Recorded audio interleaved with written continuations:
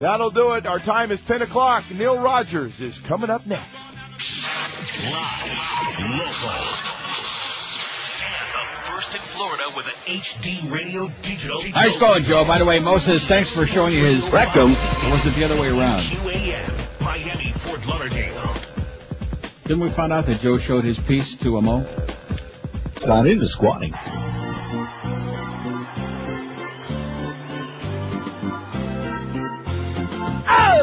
Let's abuse some more prisoners, make them scream nice and loud. Get me some wires and a battery pack. I don't care if they ain't from Iraq. Should be used to the torture, 'cause we're just playing their game. In the past, it had to be worse with Saddam Hussein. So what do you think? Do you think we want to hear a couple of seconds of a Major General Antonio Taguba? Maybe 1 second. Okay. My investigation team consisted of officers and senior enlisted personnel who are military policemen. He says the abuses were systematic and blatant, is what he said. Well, This guy, how's that Filipino? quartet doing? And not only that, we have another bad bump on the roadmap in the Middle East there. With a bunch of dead Jews and Arabs once again. I just mentioned these things in passing, and also speaking of dead people, 3 more American soldiers have died in Iraq. Every day at the beginning of the show, if we have more dead soldiers, I try to mention that because the general media don't even, it's not even news anymore. Nah. More than 750 U.S. servicemen and women have died since March of 2003, since the illegal and unwarranted Iraq attack. More than 750 lives have been flushed down the toilet. 3 more American soldiers died, 2 from a hostile fire, and 1 in a traffic accident, the U.S. command said yesterday. So those who are keeping track, keeping the tally, the big scoreboard in the sky. And Miss Fudge on her breathless Fudge report says this morning, don't have the whole story on there yet. Come on, let's get with it, Matt, okay? Tell Brian Andrews it's time to go home and get with it. Pentagon possesses 3 discs of photos, one of which includes a photo of soldiers sodomizing prisoners with glow sticks. Many of the photos are redundant. Some have little to do with Iraqi detainees, but show sex between U.S. soldiers. Pentagon officials prevailed, at least temporarily, in their insistence that the administration not immediately release the images, which includes the forced masturbation of one detainee. Photos show American soldiers having sex with one another. Bad grammar there, but I think you get the gist of it. That's heterosexual sex, though, right? I don't know. We ain't seen them yet. Here's the result of yesterday's second poll. Donuts. This was we got a big response on this. Yeah. Well, you know what the Brits said about the American public. They're a little like that. Hey, at least we don't got no queen, okay? At least we're not stuffy like you Brit bastards, okay? So you got some honest news on there and some real newspapers. At least we're not worshiping some royal family. Well, I take that back. Which is the best donut? 1,244 votes. Not too shabby. Krispy Kreme, Josh, 692 votes. 55.5%. Not even close. No contest. No little contender. 692. Dunkin' Donuts, 255. 20.4%. A very lame. In other words, it was about, more than, like 2.5 to 1. More than 2.5 to 1. Almost 3 to 1. I hate donuts, 133. People with no taste. People are probably like, butter pecan ice cream. You don't like butter pecan ice cream, do you? Yeah, why not? I mean, it's not my favorite, but... Oh, come on. Why not? I like pecans. That's like from back in the day when we didn't have the variety that we have now. I'm not big into ice cream, so it's not like I'll cross the street for it. Enderman's Donuts, 72. Tim Hortons Donuts had 38, eh?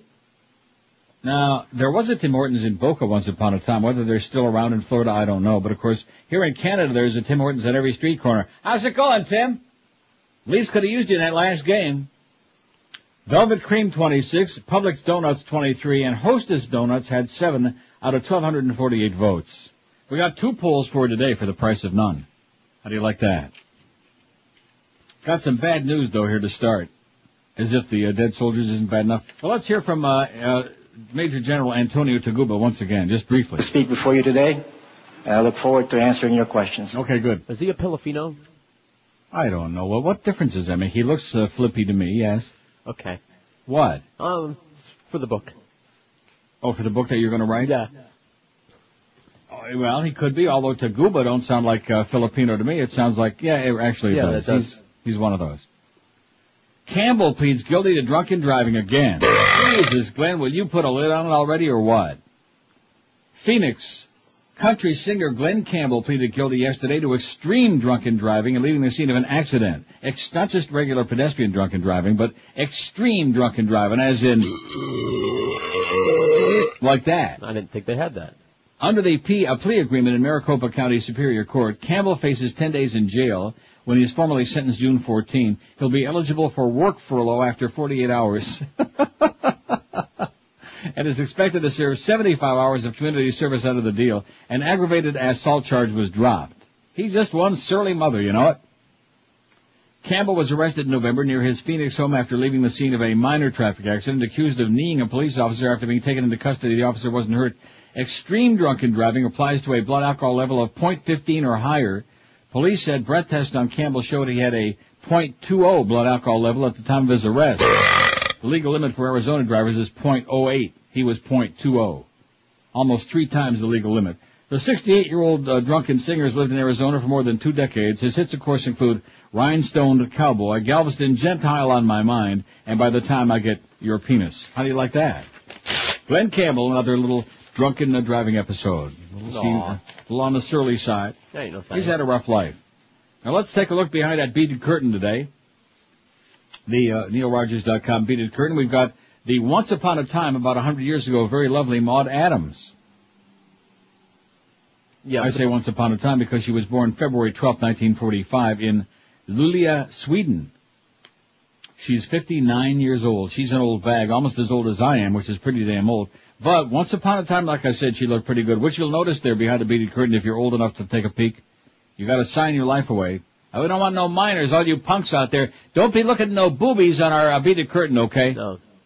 You got to click that little button on there, which means you bet Greg Reed's life on it that you released 18 and probably, hopefully, over 30. How old? About 30, man. Right, minimum. She was in Ringer in 96. Perry Mason Mystery on TV, The Case of the Wicked Wives. Silent Night, Deadly Night 4, Initiation. The Kill Reflex. The Favorite. Angel 3, The Final Chapter. Deadly Intent. Mysterious Death of Nina Chereau. Jane and the Lost City. Women's Club. Hell Hunters. The View to a Kill. On and on. Chicago Story on TV, the series. Big Bob Johnson and his Fantastic Speed Circus on TV. Killer Force. Rollerball. I didn't know that. Me? You know that? No. She was in Rollerball in the original? 75. Yeah. That's it. Missed it. Man with a Golden Gun, 74. Yeah, I remember that. Pretty good movie. Indeed. Boys in the Band. She was in the freaking Boys in the Band. How do you like that with all them screamers? So there she is, Maude Adams. Take a peek at her. She's 59, and the best part of the deal is she's still alive. And they, quite frankly, in that picture look fairly alive. At least the picture keeps. Right. Here's the first poll today. How do you grade, and I saw him on there yesterday, he was campaigning in Pennsylvania. I mean, it's not that he's like gone into hiding, but it's just we don't see very much of John Kerry, no mo. And he was talking about health care. Now, of course, there are a lot of people very concerned about health care, and it's a very important issue, but not now, John, see? And they even pointed out, I forget where I was watching, but they pointed out that he's been criticized frequently, and deservedly so, for talking about point A, B, and C, while points X, Y, and Z are the ones that everybody cares about, if you follow that diaphragm. Drawn out. Right. In other words, he just don't have his eye on the ball. He's always talking about other stuff when the public really wants to hear him talk about what really everybody's talking about, what we should be caring about. I mean, like I said, healthcare is a very important issue. We got plenty of time to get to that, and we already know where he stands on that anyway. But in the meantime, we'd like to show a little more fortitude, a little more forcefulness, a little more something. Now, he does have that petition drive going. He's got 275,000 signatures to have Rumsfeld fired or resign. We'll get to that later. Here's our first poll. How do you grade John Kerry's campaign so far? Now, come on. Oh. Excellent. He's a shoo-in. Good. He makes sense to me. Fair. Needs to be stronger. Weak. Or what campaign? Now, to leave something out, I feel like I've left at least one category out there. No. Excellent. Well, how about just, we'll have to add on there, not great, but sure beats Bush. But sure better than Bush. How's that? Okay. Or am I not phrasing that right? I think we should phrase it, I like Krispy Kreme better. Oh, okay. Now, does Krispy Kreme make, I guess they probably do. I don't think I ever had them. Like with chocolate and things. They do? Yes, they do, yes. Why would you do that? I mean, that's just... Why would you take a product that in its purest form, in its pristine form, is so outstanding and delicious and sweet and tasty and just orgasm-inducing? Why would you take that and then, like, smear a bunch of crap on it? For variety. Some people like chocolate. I like chocolate, but you're right, not as good. I tried the chocolate donuts. Nobody in the world loves chocolate more than I do, but I do. Not on a Krispy Kreme donut. Right. No way. No way! No se permite aquí. Okay, I'm telling you that right now, mister. I concur. Cut the chocolate. Now, back in the day, we would say cut something else, but we can't say that. We can say cut the cheese. Right. We just can't play that sound. How do you grade John Kerry's campaign so far? Excellent, he's a shoo-in. Good, he makes sense to me. Fair, needs to be stronger. Weak, what campaign? Or not great, but sure better than Bush. Of course, we could say that about how about old John Warner? Huh? And some of their recommendations? Oh, he talks like he's got a mouthful of cotton, you know what, John Warner? Now, John McCain there, I tell you, I really like John McCain, especially even though he's got that, that cancerous thing on the side of his cheek. It's not his fault. It's not a tumor. Yeah. No, but I like McCain a lot. And I think Kerry, if he had any brains, he would have a summit with John McCain and say, listen, all those people that talked about you being my VP, I know you said no, but think about it. For the good of the country, for the good of the human race, for the good of us winning the election, for crying out loud, just hop aboard. They're already chummy. They did that MIA thing together. Yeah, they're chummy and they don't like rummy, I'll tell you that. Right. They're no dummies. They think he's pretty crummy, and they know the president's a dummy. And I bet you John Kerry sent a nice card to Mummy on and Howie's Sunday. here with some food for our tummy. Yeah. 12 minutes after 10 at 560 WQM. If we seem a little bit incoherent today, it's because we are, and why the hell not? You know, with all the crap that's going on, especially knowing that most of you don't give a flying crap about it. Hey, let's face it, you've been hearing me talk about Fast Train for a very long time now. How's that quartet doing, speaking of stuff people don't care about? They're just tuning up. Are they tuning it up? Good. Anyway, if you wondered if Fast Train makes sense for you and your life, which seems to be going nowhere right now. I have no life. The facts are simple. If you have the dedication, Fast Train can provide you with the necessary training and can help you achieve a brand new, high-paying computer career in just 4 short months. It's the middle of May, so let's see, June, July, August, before summer's out. In just 4 short months, you can be on your way to a big fat paycheck. Fast Train's got day, night, and weekend classes, financial assistance for those who qualify, too. Once you complete your classes, Fast Train can even assist you in obtaining a brand new computer job. It's that easy. Just pick up that phone, make that one simple call that can change your life and earn you some real cash. Call Fast Train right now at 1-866-FAST-TRAIN. And with 7 locations around town, including Miami, Kendall, Fort Lauderdale, and Pembroke Pines, there is bound to be a Fast Train campus nearby you. So if you really want to change your life, do 2 things. First, check them out on the web if you like at fasttrain.com, or you don't have to do that. Just make that call one way or the other. Call toll-free 1-866-FAST-TRAIN. Live and local. This is Sports Radio 560. QAM. Only $50. 2 weeks ago, in the first of a series of speeches, I set out my proposal to end technology in broadband, perhaps forever. This morning, I want to talk, however, recession. The Bush administration helped balance our budget. Good jobs are being created, and working people can build a better life for their families. I believe we can change that. My pledge to America is to restore fiscal cancer. And my budget plan is built on 3 economic principles. First, destroy American jobs. If I am president, outsourcing will occur with the numbers rising faster than the human eye can see. Second, ultimately, as deficits drive up long-term interest rates, they will dry up investment, and they'll undermine the belief at home and overseas that America is worth investing in. Third, all Americans will inherit a $20,000 debt in the first term of a Kerry administration. And we will use that money to party. Thank you very, very much.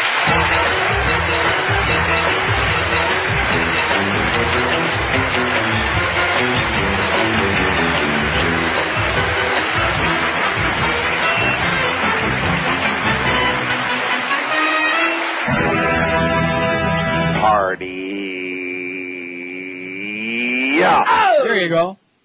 So anyway, Major General Taguba says a failure of leadership from the brigadier commander down, total lack of supervision, all of these things is what resulted in this grotesque series of episodes that they're so desperately trying to cover up. I mean, that they're trying to get to the bottom of.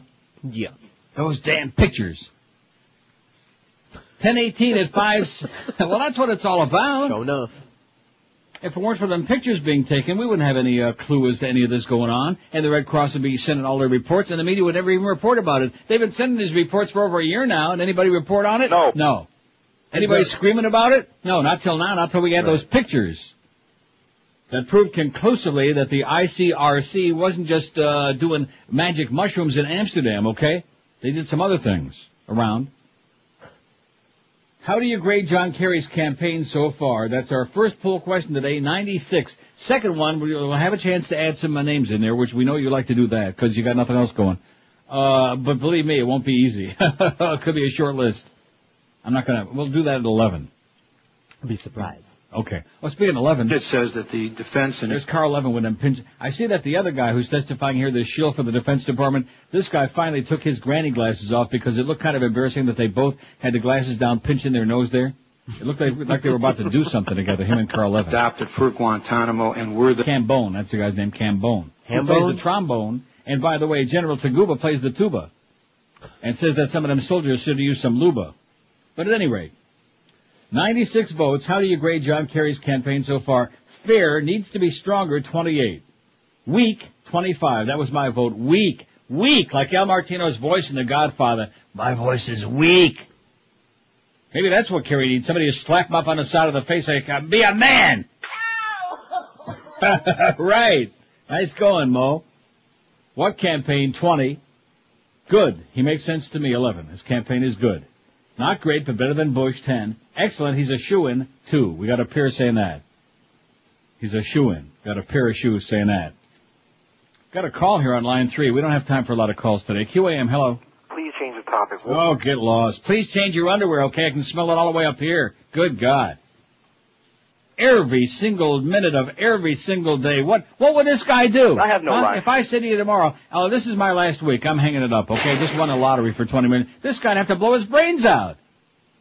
This guy's got nothing, man. We gotta get him and the Chamba, that guy, and then what's the other one?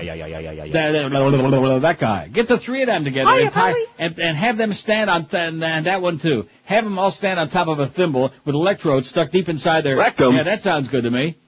And if they may take one phony breath, one phony step, we turn on the switch. Line 9's always good, though. QAM, hello. Just forget about Bush. He's going to stand forever. What is it?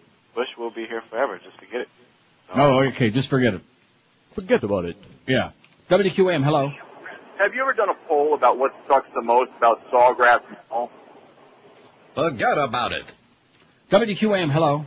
Hey, Leo, how you doing, buddy? I would say having to walk 10 miles from your car to get to wherever you're going, to the Purple Dolphin entrance. Yes, sir, go ahead. Hey, listen, I was just calling to respond or add my 2 cents to why John Kerry's so low-key. Maybe he just doesn't want... Comatose. Yeah, I just think he's kind of concerned that if he jumps on the bandwagon on the hot topics, that they'll just turn around and use it and say he's just bashing the president. Yeah. So, well, I got news for him in case he hasn't noticed so far. If there was ever a time the president's ready to be bashed, right now is the time, baby. Yeah, I know, but, I think in the CNN poll today they said that he's up 1 point. No. No. Not the one this morning. Bush was 48, Kerry 47. Yeah, but, a point between is not much. But you're missing the point. The point is he ought to be 15 to 20 points ahead right now with all the crap that's going on right now, with the way the war is going on, with all the bodies coming back, with this grotesque embarrassment and humiliation that's going on. If he's not ahead 10, 15 points right now, what the hell's going to happen in October and November? Yeah, but if you look at it, we've been split 50-50 the whole country all the time. It hasn't changed. And even and it's amazing that with all these corruption charges coming up and all these things that are happening, that he hasn't pulled away. And it goes back to the point that the media isn't really sending out the right message that this guy is he's an idiot. He doesn't know what the hell he's doing. Yeah, but you're missing one point though, and that is Bush is becoming more vulnerable. His approval rating is the lowest it's ever been. It's down to 46%, but Kerry isn't going up. You see, that's the problem. He's ready to be had, but Kerry isn't moving in for the kill. He's doing nothing. And have a great day. He just vanished into thin air. I mean, am I wrong? No. He is as vulnerable now as any president in recent memory, okay? Yeah. I think Jimmy Carter with the hostages in Iran, that was the last one. That was this week. That was just ready to be taken. And as a former military guy, he's in a position to talk about stuff. Yeah, and instead of wasting... See, and the problem is he always responds. He gives the knee-jerk respond. They snap their fingers, and he responds like Pavlov's dog. Oh, he threw those medals over the fence. That was 23 or 33 freaking years ago, for crying out loud. Who gives a crap? They were his to throw. He earned them. He could throw them. If we want to go on to that, let's start talking again about Bush being AWOL with the, National Guard, all this other crap. The Champagne Division. Yeah. And the Champagne lady that he knocked up and took to the abortion clinic to get the abortion that he paid for. All of those things. By the way, the Larry Flynt book will be out this summer. Very good. And the Michael Moore movie, Fahrenheit 9/11, will come out, Disney or not. It will be out, all the theaters. It's at the Cannes Film Festival right now. You can bet your life, bet Greg's life on it that he's going to win another award. And it'll be out. But what worries me is that in spite of all of these things, it's almost as if about 70% of the American public knows that Bush is a total dunderhead and a failure and incompetent and a liar and a thief. But they're just waiting for somebody to say something that makes sense. And please don't let's play the Nader card anymore. I don't want to hear one word of that anymore. Nader. I don't want to hear it. Because, in a normal election where you really had a contest, like in 2000, which shouldn't have been a normal election other than Al Gore was wooden and incompetent. But ordinarily, 2 or 3%, he got 2.7%, shouldn't have made a difference. It shouldn't have been close enough for them to steal. And the same is true this year. Kerry should be 15 to 20 points ahead right now if he was running any kind of a campaign. And he's not. I say let's bring back Howard Dean. Yeah. I said it 10 days ago. You said it yesterday. I'm saying it again today. Just hoping that maybe somebody hears it. Come on, Howard. Yeah, get out of the closet there, all right? We've had enough of this loser, enough of this waffler is what he really is. We talked about donuts yesterday. How about waffles today? We're going to South Carolina. There you go. And Oklahoma. Lay it on him, Arizona, Howard. Stick it to him, baby. And New Mexico. We're going to California and Texas and New York. And we're going to South Dakota and Oregon and Washington and Michigan. And then we're going to Washington, D.C. to take back the White House. Throughout Iraq, including Abu Ghraib prison. What do you make of that statement? I don't know, John, but it looks like that cheek is puffed up again, man. Not looking too good. He's not a Duma. I like John McCain. Sometimes. I mean, there's other things, he's a conservative, but he's a war hero. Yeah. Not a draft. Well, he was out with Deborah Norville last night. They played part of the tape from his narrative of the book that he wrote about his experiences as POW. Mm-hmm. Man, it was just unbelievable what they did to him. I mean, it was, wow. Bamboo shoots. They just kept knocking him down and breaking his arm and kicking him in the crotch and just all of these things. And then he tried 2 or 3 times to commit suicide and couldn't even get the job done. Poor John McCain. Good man, but what can I tell you? And then, of course, keep in mind the way that Bush trashed him back in 2000. Right. With money. The way that they just eviscerated his credibility and just took an American war. Just like the same thing they did to Max Cleland in Georgia. There are no real war heroes. There are only the AWOL heroes like Rummy and Cheney and Bush. The chicken hawks. 1027 at 560 WQM. Nobody wants to talk about cancer, heart disease, any grotesque diseases, but you owe it to yourself and your family to be sure that you're in good health. It's a proven fact that if you catch one of these things early, that they respond very well. But again, detecting these diseases early is the key. Hollywood Diagnostic Center is proud to announce their virtual colonoscopy, coronary heart scoring, and full body screening exams that can detect cancer, other life-threatening diseases in their early stages. You don't even need a doctor's referral. I did the exams, the coronary heart scoring and full body screening a couple of weeks ago. It's a piece of cake. They're totally non-invasive. And even the virtual colonoscopy is much less invasive than the traditional kind. And it gives you real peace of mind when you walk out of there knowing that you have a real good test. And if you have some problem, like I said, catch it early while it's not too late. For all your imaging exams, call Hollywood Diagnostic Center at 954-966-3600 for the test, like I said, that can really give you and your family peace of mind. At Hollywood Diagnostic Center, they offer state-of-the-art imaging equipment with open MRI, high-speed CAT scan, nuclear medicine, and much, much more. Hollywood Diagnostic Center has been serving South Florida for over 20 years, and their facility also provides a complete mobile diagnostic service that can come right to you if you should fall and maybe break your neck. Call Hollywood Diagnostic Center today for your imaging exam. It could be one of the most important calls you'll ever make. Could be a lifesaver. Call 954-966-3600. Live and local. This is 560. The radio's all yours, Tom. QAM.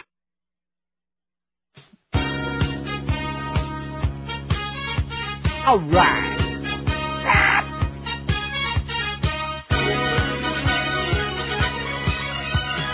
George Bush, live a place you can land so that you can avoid Vietnam. Now you said you served active duty just fine. Might you be absent in your mind? George Bush, your position's at stake, 'cause John Kerry is out to seal your fate. If those questions about the National Guard that might leave your reputation scarred. It's fun to say you're not AWOL, and you can prove you're not AWOL. What a funny thing, the military can't find where you were in that 1 year's time. You partied and you went AWOL. Your daddy helped you go AWOL. Absolutely. If you'd only come clean with a story that's real, you might earn back voter appeal. How's that quartet doing with the road map, by the way? 1033, 27 before 11 at 560 WQAM. Red Cross was told abuse is part of the process. Oh, I really love the way some of those end. See, you get antsy about that. I like it. I was having some fun last week with them. We were waiting for it. I see. Well, let's see. Before we get to the Red Cross was told abuse is part of the process, let's see these faxes here. Chronic Rick, who's just out of control and cannot stop with these faxes already, says, welcome back. George was excellent as usual. See, I told you. Thank you, Rick. A little disappointed because of no eating, I can't say that. Eating, no. Talk. Donkey. Thank Neil God for satellite radio. I can listen to you in the Armed Services Committee at the same time. Bush would not fire Rummy, nor should anyone want to. Look who's next on the chain, Paul Wolfowitz, even a bigger deal. Now, see, all the editorials have said that Wolfowitz is unacceptable because he's one of the architects of the mess that we're in right now, and everybody knows that. So just because he would fire Rumsfeld doesn't mean he could put anybody in there. Certainly not Wolfowitz. He is totally unacceptable.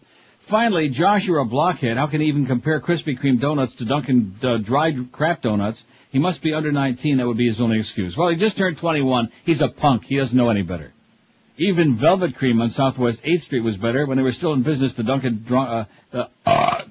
Drunk Chef got to make the donuts. What? I don't know. Drunken what? The Dunkin' Drunk Chef. Oh. What did I say? Oh, that's what you said. Yeah. I don't understand. Hey, Rick, get some help, will you, please? I have no line. Just calm down. You mean well, but so do a lot of people. Let's see. We're still getting faxes on the donuts now. This is good. Right, and I totally forgot about Dandy Let's start donuts. all over again. All right. Best donuts in Florida to be found at Dandy Donuts in Deerfield Beach on Federal Highway, made on the premises every morning. Gourmet donuts, $13 for $6.50. It was a Tim Hortons at one time. I see. I've been there. It's not bad. Really? Well, I mean, like we're going to take your endorsement for it, like you got tasting donuts? I concur. They're just dandy. I mean, after picking Dunkin' Donuts over Krispy Kreme, and you're going to, like, chime in on this? Man, oh, man. Pick a subject you know something about when we find one, okay? Maybe you like the Dunkin' Donuts better because they're bigger. Is that what it is? They are bigger. Yes, well, I got an idea for you. Instead of, like, having one Dunkin' Donut, have two Krispy Kremes. How's that? I'll be right back. Yeah. Dandy Donuts in Deerfield Beach. Okay, let's put that on the poll yesterday. I mean, let's pretend we did. Oh, look at that. It's got 600 votes already. Yeah. Oh, this is bad. Boston, 9 former students of the Boston School for the Deaf filed a lawsuit today, alleging they were raped and beaten by nuns at the now-defunct school. Damn those nuns. Miserable penguins. The plaintiffs named at least 50 nuns in the lawsuit, along with a priest, the Reverend Charles J. Murphy. How come everybody in Boston's named Murphy? It's an Irish thing. And the school's athletic instructor, Gary Gedney, according to their attorney, Mitchell Garabedian. The alleged victims, 3 women and 6 men, were between the ages of 7 and 16 when they claimed they were sexually and physically abused between 1944 and 77. The Boston School for the Deaf in Randolph was operated by the church before it closed more than a decade ago.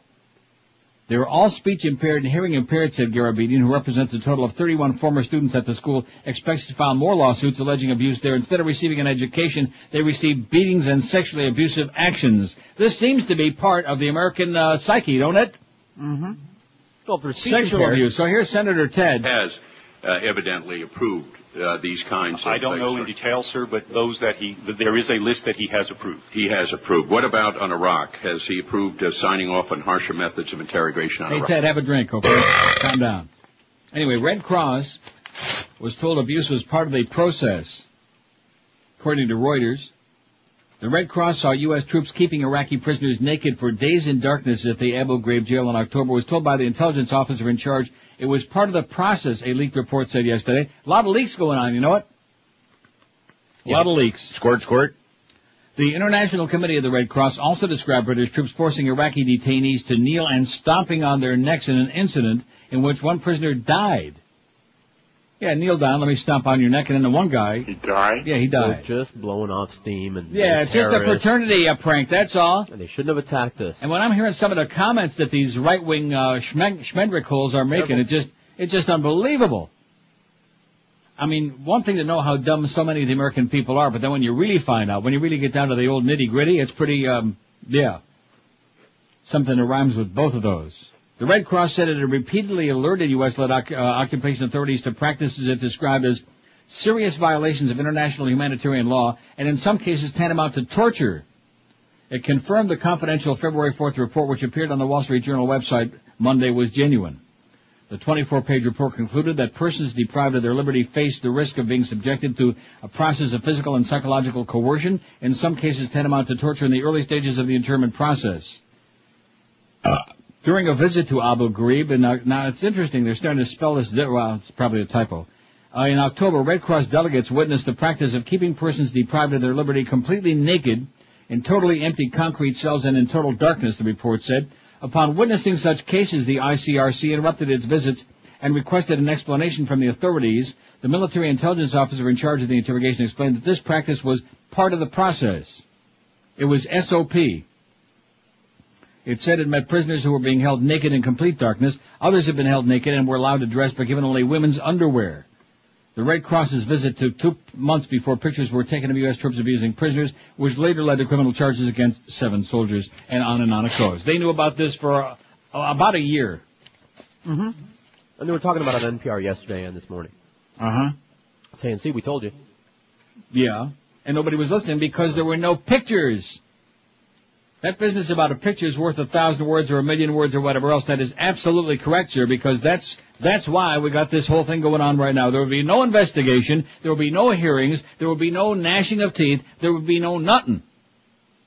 The only thing that would be going on would be a lot more rapes and a lot more sadistic and sexually abusive crap, a lot more of these so-called fraternity pranks, Rush. I mean, how can you have any credibility when you're a pill-popping, phony, lying son of a bitch, huh? How can you possibly have any credibility, huh? When your audience is dumber than dirt. Good golly, Miss Molly. Ditto, Rush, whatever you say, Rush. Well, Rush said this and Rush said that. Yeah. Man. By the way, you got Wilma's number? On speed dial. All operate with the same rules of interrogation. I can only speak for the last inside of Iraq, sir. You're going to provide those rules to us? I can do that. Let me just ask you, finally, in the opinion... I just like hearing him speak, you know, just with all his heavy baggage and his heavy jowls, it just gives me like the tiniest little ray of hope, you know, the fact that he's still alive. Conclusion in your testimony. You know what I'm saying? Mm-hmm. I like the way he says chowder. Yeah. 19 to 11 at 560 QAM. We're Sports Radio 560 QAM. The story that rocked Palm Beach and the world. Uncle Ted, dude. Throw on some boxer shorts, let's cruise our bar, and rage with some babes. Excellent. Power, money, and poontang. Uncle Ted, dude. Let's use our infamous last names to impress these babes and do the wild thing at the compound. No way, Bill. This way, Ted. Excellent. They're rich, they're powerful, They like to swim naked. William Kennedy Smith and Ted Kennedy in Bill and Ted's Excellent Adventure, Part 2, The Next Genitalia. Excellent! Coming soon to a theater near you. Rated X for excellent. See, that's what happens when you're out of practice. I zigged where I was supposed to zag there. Well, I don't think you can say prune tang, can you? No prunes. I see. Especially not in South Florida, man. They run a riot when you say the prunes are out. 1046 at 560 WQAM. 275,000 signatures on Kerry petition for Rumsfeld to resign. All right. Nice going, John.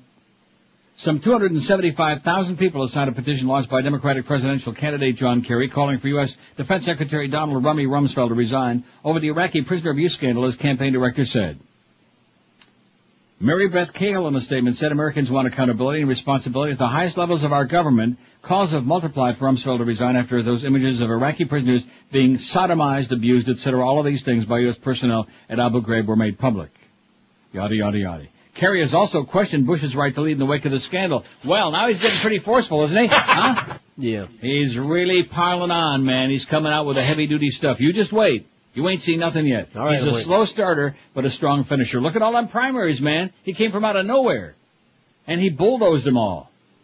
Don't ask me how.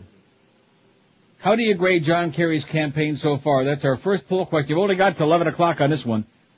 And then we get to the $80 million question that you won't be able to answer. 272 votes. Fair. His campaign is fair, but needs to be stronger. 75. It's weak. 66 say it's weak. That's what I said. Weak. What campaign? 57. That's what I said. Not great, but better than Bush, 49. Good. He makes sense to me, 20. Excellent. He's a shoo-in, 5.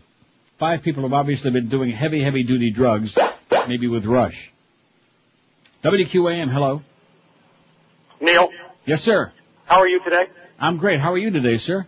Good, Neil. Thank you for asking. Hey, Neil, I got a question for you. The only thing I haven't heard, and I've been keeping up with this, and maybe I'm just, an idiot like everybody else out there. Like the rest of us, right? Exactly. But with the prisoners that they have, and I'm not pre-qualifying this because what's going on is just atrocious, but what were these people in prison for? Is it just they just grabbed... For a while. No, not for how long, but what warranted them going to prison? Were these people... They were picked up for whatever reason, just arbitrarily off the street. They didn't like the way they looked. Questioning. Yeah, they were rounded up for questioning, and 90% of them didn't do nothing.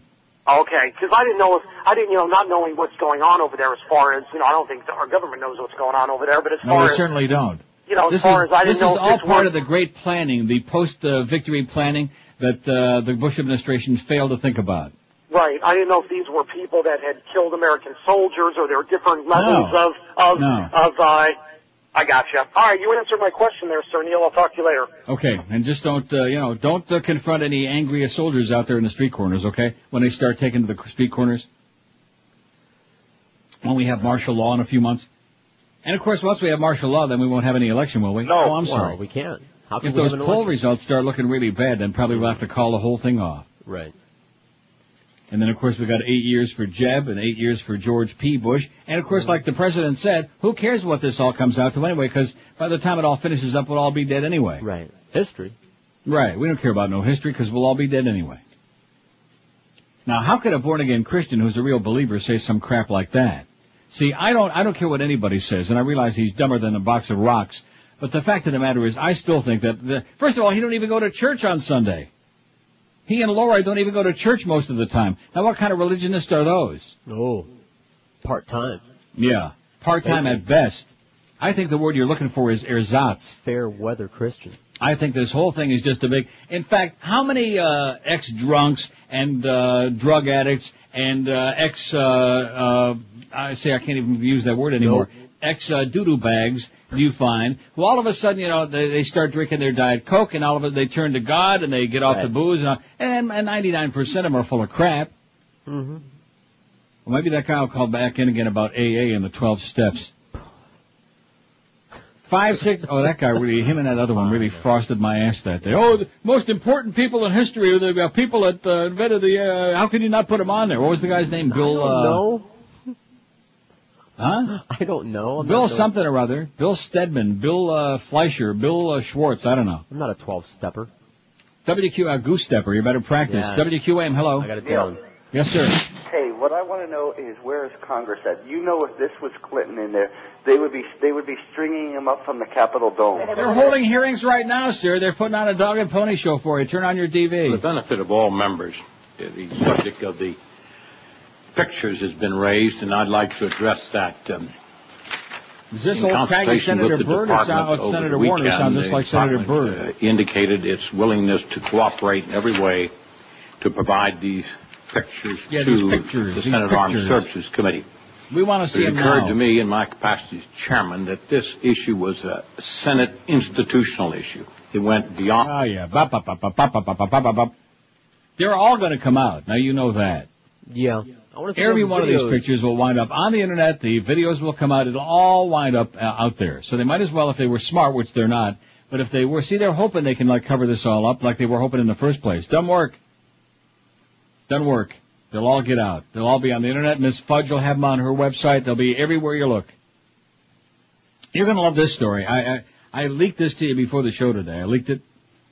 Yeah, top officials hold fake degrees. I don't want to reduce your confidence in government, folks, because there's more important things in life, you know, like having a good time, good food, getting laid once in a while, things like that. But they are safety engineers at nuclear power plants and biological weapons experts. They work at NATO headquarters, at the Pentagon, and nearly every other federal agency. And, as CBS News correspondent Vince Gonzalez reports, they're employees with degrees from phony schools. All right. All right. Yeah.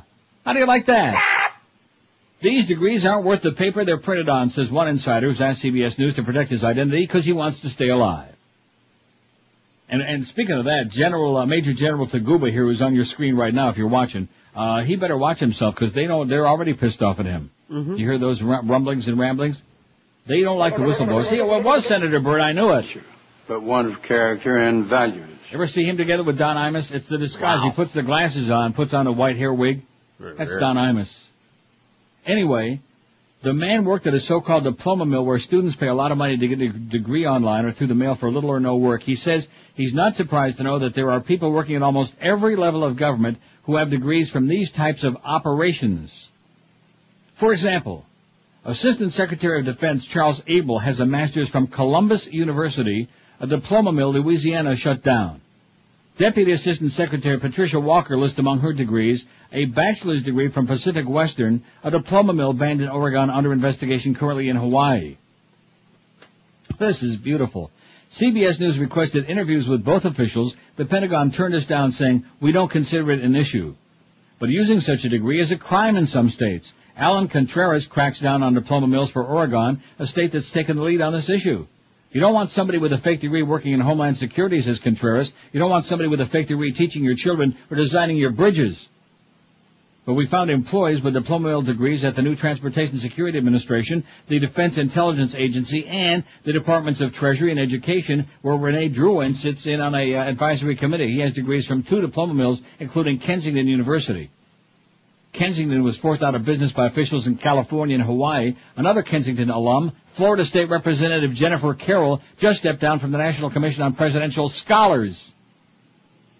Both Carroll and Drouin said they worked hard and thought their degrees were legitimate. The students are being sold a bill of goods that really doesn't help them at all, the insider says. There's slick people out there. It's happening every day, every minute, probably somewhere in America. And taxpayers have paid for bogus degrees some workers used for hiring, promotions, and raises. Isn't that great? Wonderbar. All these great scholars who got their law degrees from the University of Hard Knocks. Kmart. Right. Walmart. Vending machine. Home Depot. Office Depot. Publix. Winn-Dixie. Radio Shack. Etc. Oh, wait till we get to this FCC stuff. The one story, man. The Rush story? No, the Rush, yeah. It goes to show you how psychic I am again. I had that dream 2 nights ago. This is a true story. You had a dream. I had a dream. Neil Rogers, King Jr.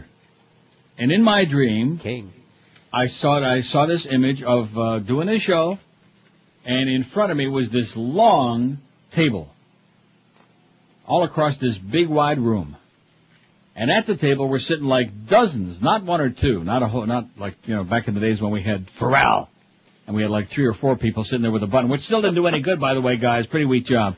But at any rate, All these punks are sitting at this table. Now, each and every one has got nothing in front of them except a square yellow button, which is our dump button, to dump crap that's not supposed to be on here. Like I had to dump that. I did dump it. I don't know if you did or not. Huh? Yeah. No, you did.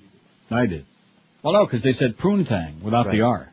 That's not on the list, but at any rate, and so I had this dream that all these people are sitting at this table with a dump button in front of them, and now, lo and behold, it looks like it'd be happening. Live and local. This is Sports Radio 560 QAM. That the Lord even loves Neil Rogers. He's back in jail, re-singing his classic hits for his latest release. It's Glen Campbell, live from the Maricopa Dunes. I'm an old drunk cowboy. When I can't see the lines, I start weaving all over the road. By the time I find my penis, I'll be sober. Now in the Dunes, I have a cellmate. His name's Jerome. Galveston, honey, Galveston. Don't panic, just raspberries. My butt, the gas keeps blowing. My green on.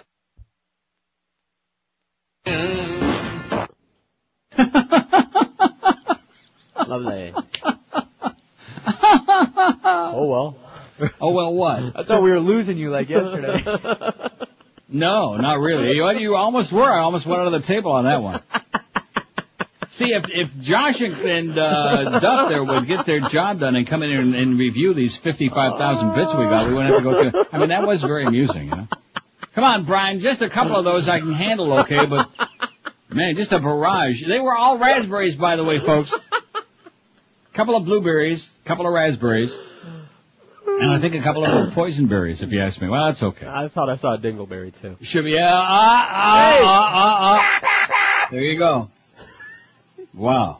Here's the final result on that first poll. How do you grade John Kerry's campaign so far? Fair, needs to be stronger, 101. Weak, 84. Weak. What campaign, 74. Not great, but better than Bush, 61. Good, he makes sense to me, 22. And excellent, he's a shoo-in, 6 out of 348 votes. Not sounded too good. Like only 8.1% say good or excellent, and the rest of them say, let's get going, let's get with it. What's going on here, man? Now, Dave the Cop suggests this, and Dave the Cop really desperately needs arrest. Arrest. I have no life. Go out and arrest some evildoers, will you? Kerry reminds me of a boxer who's giving away round after round, waiting for his opponent to tire. He says, only problem is by the time the 12th round gets here, Election Day, Kerry will need a knockout to win, and it seems as though he lacks the punch, says Dave the Cop. I think that's not too bad, a pretty good analyzation. We hope that's wrong, of course, but nevertheless. Now, I think the fact that I played that and we had that little bit of difficulty there, no, I think that was an act of God. Oh, God. Because it leads into these other stories now. Right. Adding an additional safeguard against anything actionably indecent getting out on the air, MS Broadcasting plans to hire at least 2 paralegals to augment existing indecency protections. See, you should have seen me. I was pressing every button on this board here and just... I had the picture in my mind. Total panic. Like, will you stop blowing those things? I mean, I know they're just raspberries and cranberries, okay, and I do like cranberries. But Jesus, Brian, enough of that crap. I mean, while no hires have been made by MS, and this is the MS, the company is looking to add paralegals in Chicago for Mancow's Morning Madhouse on WKQX, and in St. Louis, perhaps for the Howard Stern Show, which is carried by KPNT. We already have a layer or two. This would be a backup system, an added measure, MS. Yeah, we could have a table. We got 50 people sitting at the table on that rhinestone cowboy bed. Would have done no good. Thank God it was only strawberries. Right. This would be a backup system, an added measure, MS spokeswoman Kate Healy tells FMQB. What is that, FMQB? What does that stand for? Something a quarterback. Right. Oh, no, it's an industry. I should know that, but I never really paid anything. Well, whatever it is, it's another industry thing. MS has $28,000 in pending indecency fines for a series of 3-year-old Mancow broadcasts. The extra layer would augment existing precautions by giving a person with a legal background access to the dump button. Company President Jeff Smulyan says the company is taking the additional measure to err on the side of caution. If you're asking if there's been an overcaution on the part of broadcasters today, I think the answer is yes. The New York Times quotes Smulyan as saying, everyone is going to err on the side of caution. There's too much at stake. People are just not sure what the standards really are. No Schmidt, sweetheart. Nobody's got any idea what the standards are. Oh, before I go on, here's our second poll. And this is almost amusing. Sad amusing. Who is the most honest politician in the USA? All right. Short list. Yeah. Well, I put G.W. Bush. I mean, the Bush people probably will say, oh, yeah, he never stole a freight train. And also, they're all crooks. I don't have any other names on the list. I want to put Howie on. Who? Howard Dean. Howie Dean? My buddy. How we doing, Howie? How we doing what? Screaming. So Howard Dean, no, that's what we got. I guess we'll put John McCain on there too, okay? Why not? People like John McCain never stole a freight train. Plus, he's got that thing on the side of his face. So that's it. Who's the most honest politician in the USA? Think about that for a while I finish this story. As almost anyone in radio can attest, uncertainty about exactly where the line is currently positioned has resulted in extreme measures. In Emmis's hometown of Indianapolis, WIBC AM edited Rush Limbaugh 11 times on March 3rd, the day after the company instituted a zero-tolerance policy for words like urinate, damn, and orgy. The Times also reports that WABC New York edited the word parachute after one of its personalities mispronounced the last syllable of the word. Meanwhile, Stuart Epperson, co-founder of conservative Christian broadcasting Salem Communications, has come out against legislation that would regulate broadcast content. While Epperson is certainly not a Howard Stern fan, he worries that proposed indecency legislation would have unintended consequences. Mark my words, however, if impending government action can cause Howard Stern to be taken off the air, imagine a bill that would give the FCC power to so regulate content that after 3 fines for violating standards set by Fiat, a station could lose its license, he said in a commentary published by Washington Dispatch. Epperson isn't worried about what a commission dominated by reasonable people might do. Instead, he imagines a hypothetical where a newly elected President Hillary Rodham Clinton appoints radical liberals to the FCC. Armed with license revocation powers for obscene content, these commissioners determine that conservative views constitute hate speech, which they usually do, of course, and hate speech is obscene. In Epperson's what-if scenario, the commission declares that comments against gay marriage constitute discriminatory hate speech. Armed with that sort of ammunition, the FCC would have no problem finding the excuse for shutting down those voices that broadcast what they would call homophobic views, he said. So in kind of a cockeyed, half-assed way, he, like I said, you heard what I said. The committee Don't go off half for the button. Ass. No more of that. That was quite an exercise. I can only I'm just smashing everything I can find here. Just praying that he stops making those raspberry sounds already. Jesus, Glenn, my God. That's okay. For some reason, that sound is okay. And even that one's okay. Yeah. But, those little ones, man. In fact, what happens is every time some of that slips out there, that Muff and Clarence have to come stand by the doorway there and sniff the air just to make sure it was only raspberries or some other fruit. And believe me, the two of them, they know their fruit. Jacques Steinberg in the New York Times writes, the reverberations from this year's fiasco of a Super Bowl halftime show are reaching every corner of the broadcasting world, and not even the viewers of Masterpiece Theater are immune. You ready for that? Okay. The producers of Masterpiece Theater, intent on staying in the good graces of an FCC increasingly vigilant for instances of indecency, took a step last month they never had before. They chose not to make available to PBS member stations an unexpurgated version of the critically acclaimed British series Prime Suspect, and sent out instead 2 edited versions, one with all the salty language edited, and another with only some of the possibly offending words excised.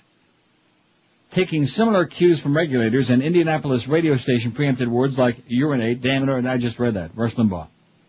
And classic rock radio stations have felt compelled to prune their playlist, striking songs like Elton John's The Bitch Is Back and Bitch by the Rolling Stones. How do you like that? Mm-hmm. All of a sudden they're eliminating bitch. Well, guess what? On this show, we still say bitch. Television and radio broadcasters say they have little choice but to practice a form of self-censorship, swinging the pendulum of what they consider acceptable in the direction of extreme caution. In other words, they're peeing in their pants. Can we say that? No. Oh. A series of recent decisions by the FCC, as well as bills in Congress, have put them on notice that even the unintentional broadcast of something that could be considered indecent or obscene could result in stiffer fines or even revocation of their license. So quit with all that raspberry stuff, okay, Brian, you idiot, you maniac, you lunatic. Now let's see, who am I going to vote for on this thing? I'm going to vote for that. Now, how come we don't have on there, they're all crooks? Uh-oh. Where do I see that? Where's my choice, Josh? It's coming. Yeah, I'll bet. Who is the most honest politician in the USA? Now, they interrupted the hearings there. What's that? They go out for a pee break or something? What's that all about? I don't know. Huh? Or they have to get the spots in? Let me turn over to the BBC and see if they're... Oh, they're commentating. Is a ramping up of the sort of level of control in Chechnya, an attempt to impose... They're talking about Chechnya, where they had that unfortunate incident there over the weekend. A little bit of a problem there.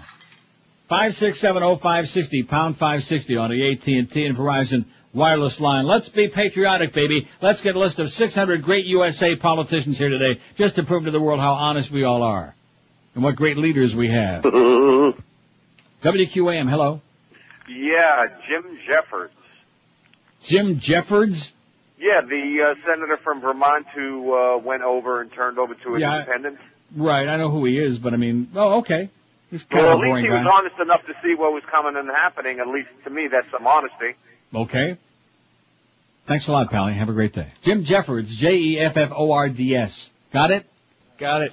Now let me vote real quick here. They're all crooks. Hey, I still don't see it on there yet, though. What's going on here, Josh? It's on there. If you'd quit eating them damn Dunkin' Donuts. Refresh it. Yeah, it's refreshing and they're mild, too. Okay, they're all crooks. That's what I'm voting for right now. Don't give me any baloney about that. In fact, I would vote for, I'll let somebody else put them on there. Ted Kennedy. Right. Honest, he killed that Mary Jo Kopechne man at Chappaquiddick. I don't care. Now it's all water under the bridge. She's in the water under the bridge, right. WQAM, hello. Oh, can I speak to Neil, please? Speaking. Reverend Jones. Oh, hey, Neil. Okay. WQAM, hello. You won't make a difference. WQAM, hello. WQAM, hola. All right. Yes, sir. Hi. Speaking of cockeyed and half-assed. Yeah. Am I talking to Neil? Yes, sir.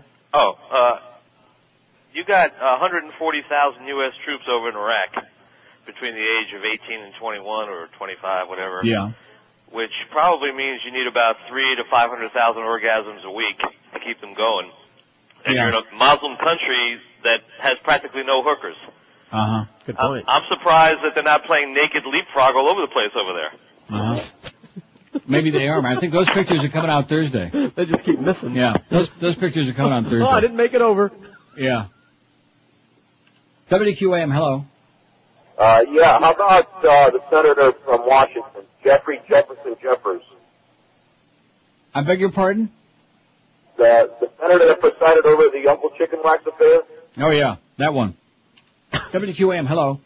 Hey, Neil. Yes, sir. I got to tell you, the only answer, I hope you didn't vote yet, is a dead politician. You want an honest one, find a dead one. Okay. I guess you're not impressed. 5670560. Pound 560. I see they're trying to prove to me that I was wrong yesterday. No, they really are. WQAM, hello. Hey, Neil. Yeah. I almost have one, but George pushed the button Friday without my... Yeah, okay. 5670560, pound 560. See, I told you, they want a list that actually have some possibilities to put on there. So I'm really confounding them for the second day in a row. Let's go back to the donut poll, okay? They were doing real good on that one. That's the kind of thing they can really, like I said, sink their teeth into. The donut hole. 1114 at 560 WQM. Is your company suffering from regulations and increased labor costs? Let Oasis Outsourcing help you when it comes to the people side of your business. Payroll administration, Fortune 500 company employee benefits, human resource services, and risk management are just a few of the services that Oasis Outsourcing can cover to help your business be more profitable for you. Call Oasis Outsourcing today for a free evaluation at 1-866 at Oasis. That's 1-866-286-2747. With more than 60,000 employees worldwide, Oasis Outsourcing understands the many facets of human resource management. Outsourcing has been recognized by firms large and small as a powerful management choice, which lets you focus on your core business while leaving the operational details to Oasis Outsourcing. So let our friends at Oasis Outsourcing make your business more profitable. For a free evaluation, call toll-free 1-866-OASIS. That's 1-866-286-2747 for Oasis Outsourcing. Live and local. We're Sports Radio 560 QAM.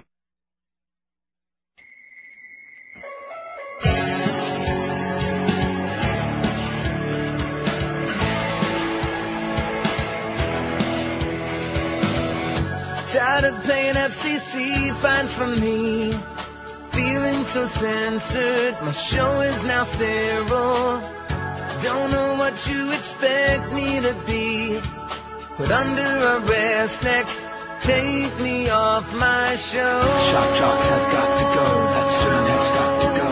Every word that I say is under the microscope. Don't know who's next to go, get in line or hit the road. Might become so bland, radio everywhere. It's become so bad, everything we hear. Becoming Howard Stern, and all I want to do is to be more dirty, but they'll fire me too. 11:19. Somebody says, John in Columbia, South Carolina. You know, these faxes are getting just as chronic as the callers, in case we haven't noticed, and we have a long time ago. God. John says, Jimmy Carter. So we'll put old Jim on there, pretty honest, but who the hell, we want him back? No. No thanks. No thank you. He had his chance. See, honest, that doesn't necessarily mean good. Right. See what I'm saying? Mm-hmm.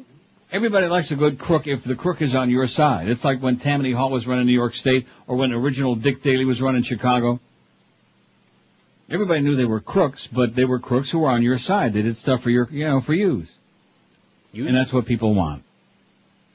Military newspaper blames Rumsfeld and Myers for professional negligence. A leading military newspaper said that U.S. Defense Secretary Donald Rumsfeld set the tone for prisoner abuse scandal in Iraq by refusing to give captives rights due prisoners of war under the Geneva Conventions. This was a failure that ran straight to the top, said the editorial appearing in the May 17 edition of the Military Times Weeklies. Accountability here is essential, even if that means relieving top leaders from duty in a time of war, it said. Owned by Gannett, the Military Times publishes the Army, Navy, and Air Force Times, the weeklies that are widely read by service members and distributed on U.S. military bases around the world. The editorial said the soldiers caught in photographs and videos abusing prisoners at the Abu Ghraib prison are referred to around the Pentagon as the 6 morons who lost the war. But the folks in the Pentagon are talking about the wrong morons, it said. Responsibility, it said, extends all the way up the chain of command to the highest reaches of the military hierarchy and its civilian leadership. The entire affair is a failure of leadership from start to finish, it said. Defense Secretary Rumsfeld set the tone early in this war by steadfastly refusing to give captives the rights accorded to prisoners of war under the Geneva Convention, it said. From the moment they're captured, prisoners are hooded, shackled, and accorded no rights whatsoever. The message to the troops is anything goes. The editorial also faults General Richard Myers, the chairman of the Joint Chiefs of Staff, for trying to persuade CBS television to refrain from airing the images while failing to read the Army's own damning internal report detailing the abuses. On the battlefield, Myers and Rumsfeld's errors would be called a lack of situational awareness, a failure that amounts to professional negligence, it said. They both got to go, is what they said, the military newspapers. How do you like that? Yeah. Not just some commie pinko at the New York Times or the Washington Post. 5670560. This should be fun. Like I said, I knew we wouldn't have too many names on the list or too many votes. Who's the most honest politician in the USA? They're all crooks, 35. John McCain's got a dozen donuts. Howard Dean, in fact, probably he's got one like shoved in his cheek there. He's probably had a donut in there. Yeah, come on. That must be it. I bet you it's a Krispy Kreme. Howard Dean's got 3.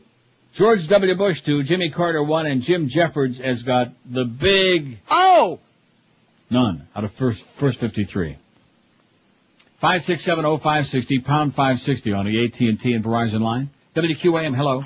Hey, Neil, let me ask you something. What's the deal with the FCC and these fines? I turned on my radio about 10 to 11 last night, and I'm starting to go up the dial on the FM, and early in the dial, there's a rap station on there. Yeah. They're playing the F word, Right. the MF word, the S word. Right. I mean, it was like the musical version of Glen Campbell, Glenn Ross. And how come there's nothing with that? Good question. Probably a pirate station, though. No, that's not true at all. No, this caller is right. Caller is absolutely correct. There are all kinds of records being played, including some, I don't want to say it, but in the market that have every word that's ever been invented. But that's a different story. No, that's Because true, but if he's talking nobody about is complaining about that. See, one thing people don't understand. The FCC only responds to complaints, and there are only a certain number of professional complainers who have no life at all. I have no life. Who make a living out of complaining against things that they find offensive, too sexual, repugnant. Some of these moral crusaders. Well, they're certainly not listening to whatever he was listening to. See what I'm saying? Right. So maybe that's they all better true, start. But nevertheless. Maybe they better start. It's just like the thing with the Spanish language radio stations, which now they're finally, we're going to start monitoring that, and as soon as we figure out what the hell they're saying. And what they mean. Yeah. Who could have ever believed that this really could happen, that we could get to this point where we're at today? Even when it first started, it started at one point after the booby thing in the Super Bowl, and then they just kept embellishing it and broadening it, and finally got to the point where you can't play anything. I mean, that Glen Campbell thing is about as innocuous as it gets, and I'm sitting here scrambling and reaching and just like what do I do, Because I'm hit with a barrage of raspberries there. Stuff that we've been playing on the air for years. For almost 30 years. About 30, man. Oh, no, you can't do that anymore because that's offensive. It's patently this. It's obscene. And like I said before, where is John Kerry? Where is anybody? Anybody? To come to the rescue of the industry. And I will say this because I haven't talked about it yesterday or today. And I should have probably emailed you when I was in Europe because I spotted it. Where the hell's the home page? Did you talk about it all? Did you check it out? What? We made a link. I had Eric put a link on here. It's Jacobs Broadcasting decided to create a place for people to go, which is probably going to be, it's called Save Radio Now. I thought, did you send Eric that link? Yes. Because I thought I did. Well, maybe we both did. All right. You did? I thought I did. No, you didn't. I did. But I didn't talk about it. SaveRadioNow.org. It's about free speech. Good website. What you can do, email the site to a friend, contribute, yada, yada, yada, letters to your FCC, letters to your representative, your senator. Certainly a lot more organized and a lot more responsible because we at least know who's behind it. No, I didn't talk about it because God forbid that, we should do anything like that, like compel anyone to act. I only mentioned it in passing, okay? I'm not going to sit here and go through a big song and dance like I got sucked into that stupid business with StopFCC.com. And I noticed Scott, well, I'm sure he's not listening anymore, but I noticed Scott there in New York, Mr. Anonymous, is still stuck at about 195,000 signatures and is about down to about 500-600 a day. Because he had more signatures than we had dollars, and he was, come on, cut the crap. Cut the baloney. This whole ego thing. Talking about freedom of speech, and we got people worried about their egos. My website's better than yours is, all this other crap. My petitions are better than yours are. Like a bunch of overgrown children. Bob Graham, somebody faxed, but if I fax it to you, you won't be able to read it. Well, so can't we just put that on there? Do I need the facts? Bob Graham, no. I like Bob Graham a lot. Too honest. Just like Dennis Kucinich, too honest to be taken seriously, although Bob Graham's at least got better hair. Not much better, but a little bit. Well, he's got real hair. Although, you see Kucinich yesterday, he's got they did something with his hair, he got a do. He can be dangerous now. I'll take Kucinich right now. Oh! Yeah. Turn that little bastard loose, man. Everything he says, he doesn't pull any punches, he doesn't equivocate, he doesn't waffle. He's not afraid to tell it like it is, and that, of course, is why he doesn't have a Chinaman's chance in hell. No chance. Bob Graham. So let's put him on there. Dennis Kucinich. Why not? You know how to spell that, Josh? Can you handle it? Yeah. You sure now? He'll Google it. Yeah, Google this. That? 26 past 11 at 560 WQM. Mad Dog at 2. The Humper, the Hebrew Hammer at 4. From the Seminoles in Hollywood. Wow. I'll probably be the youngest guy there. We got the Crow at 7 o'clock. Just a half hour, that's more than enough for the Crow. 7 to 7:30 as a little warm-up for the baseball game tonight. Marlins on deck at 7:30, and then at 8:05, the Marlins at the Houston Astros. Eddie K follows the baseball game, and then after that, it's unfortunate. 27 after 11 at QAM. Voom is the only entertainment system designed for high-definition TV. Voom has got over 35 channels of HD programming. That's 3 times more than anybody else anywhere. Voom has exclusive HD channels of movies, sports, music, and news not available on cable or satellite. Voom has your favorite cable networks like MTV, ESPN, CNN, and Voom's got your favorite local channels both in high definition and standard definition too. Voom's got over 100 channels of great entertainment waiting for you. And the best part of the deal is they deliver the best picture available anywhere on earth. You could almost stick your hand right in there and smack Rick Sanchez in the mouth. For more details, call toll-free 1-866-848-8666 or visit Voom.com for a limited time offer. They give you free installation, no upfront cost, no long-term commitment. What's not to like? So better get Vooming. This offer ends May 31. Call them today, toll-free 1-866-848-8666. Live and local. This is Sports Radio 560. QAM. At my junior, honey. This week on NBC, the Friends episode's Too Hot for Television. I'm very happy we're going to have all the sex. That sounds interesting. Well, I've never done that with you before. Tell me you want to caress my butt. Hot stuff. One thing led to another, and before you know it, we were kissing. I can't believe I'm kissing you. How you doing? Oh, man, I'm so excited. Magic is about to happen. Oh, my God! Oh, my God! Oh, my God! Oh, my God! Oh, my God! Its lights are on fire! Friends, Too Hot for Television. Do it now! Do it! Do it! Do it now! Well, now I'm hot. Thank you for that. And thank you for that. Well, this is great. I'll give you a call. We should do it again sometime. I don't care what society says. It's the best sex I've ever had.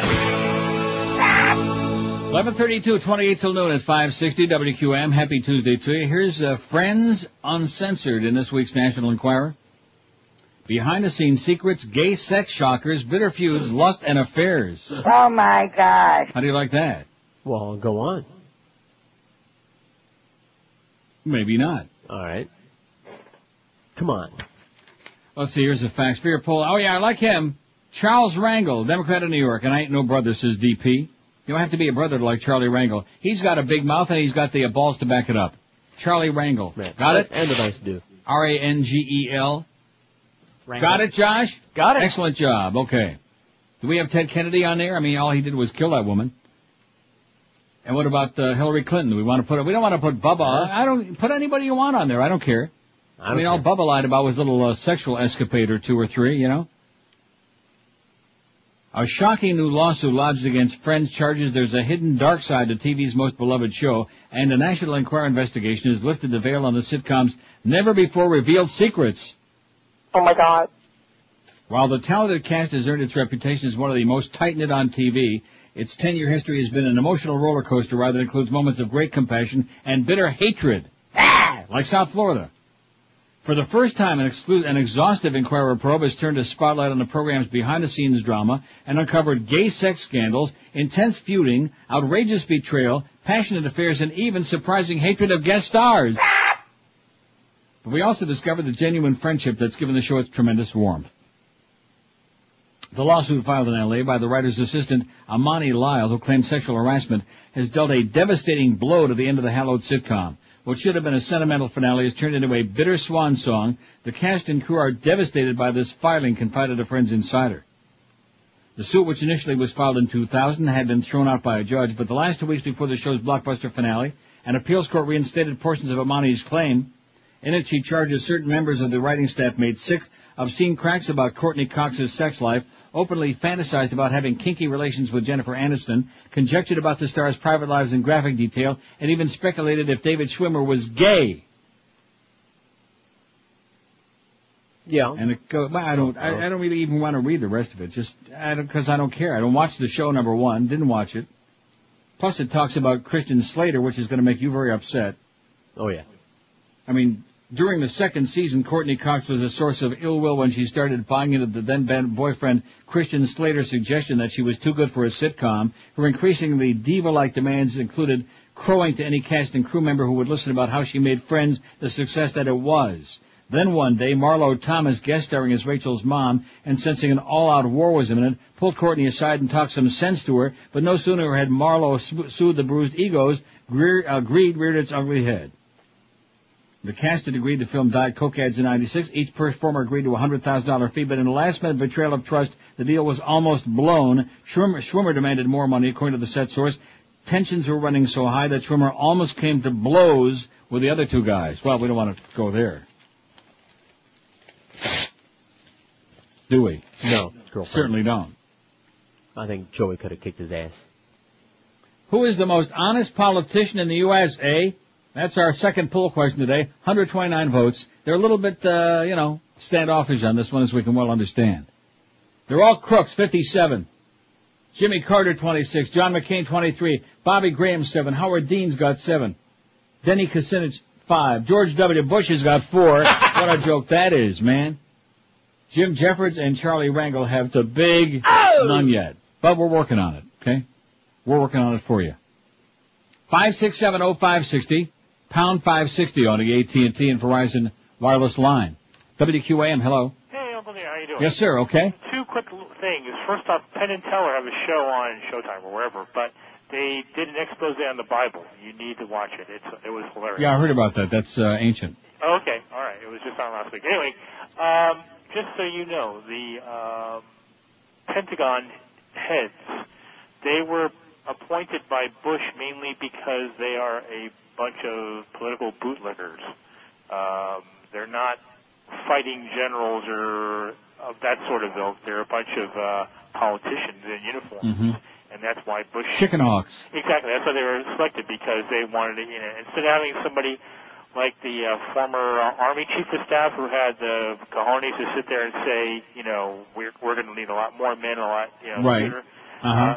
He wanted a bunch of people that were going to be a bunch of yes men. So now we're all suffering because of that. Anyway, if you get a chance to watch the Penn Teller thing, please do. Okay, God bless you. All right, yeah, same to you. Bye. Thank you.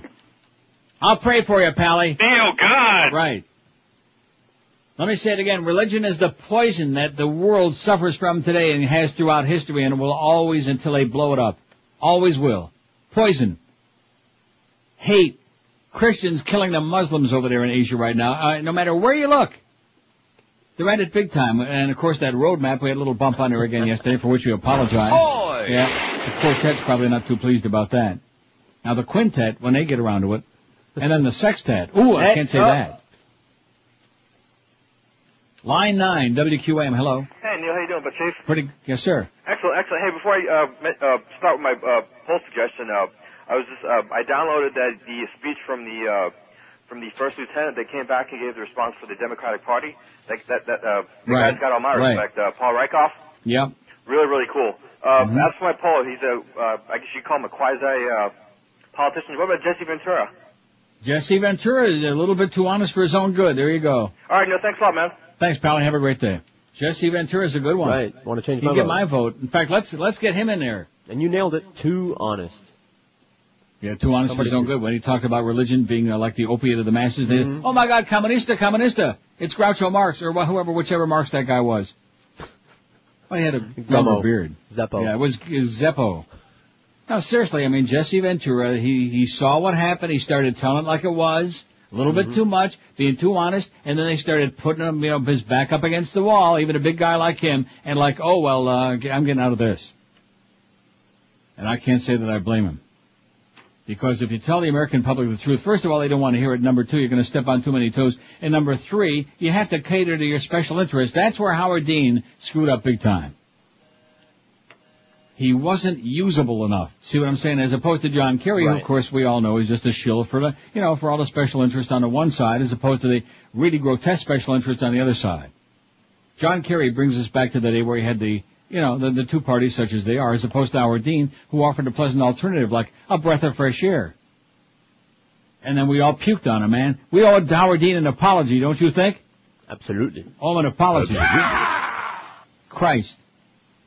There was the man. Although, he did run a pretty crappy campaign. He did his own thing. What a horrible criteria for and the worst thing of all, though, was schlepping out his wife. When he brought that bitch out, I mean, good God, Should have hired an actress. That's a wife? Man, I'll guarantee that some of those Iraqis over there right now have done hyenas that look better than her. Wouldn't you think? That's what those burqas are all about. Burqa rhymes with a lot of things, none of which we can say.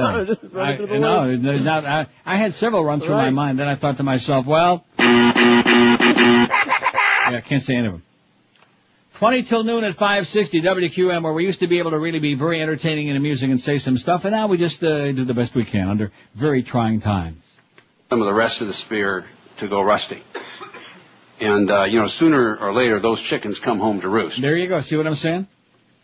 Hey, when a man is considering a hair replacement, one thing he doesn't want to be is laughed at. He doesn't want a mousy-looking thing crawling around on his head. He certainly don't want to look like somebody we all know and despise. Absolutely. You can always spot a bad hair system, but how many good ones go unnoticed? Charles Alfieri has designed and supplied hair systems to show business celebrities for more than 35 years. He's even appeared on TV as a guest on Good Morning America, the Today Show, and CBS Morning News, introducing his patented hair system that offers you guys the most amazing natural hairline system you'll find anywhere. Now, the most critical area of any hair system is that hairline, and Charlie's new skin-like hair system looks so good, it looks for real, 100% undetectable, as opposed to a mousy-looking piece. And Charlie offers you this 30-day guarantee. About 30, man. Try a system for a month if you don't love the way it looks and feels and smells. If you're not getting like clawed at and pawed at, return it for a full refund. Charlie also services and repairs existing hair systems, including shampoo and trim.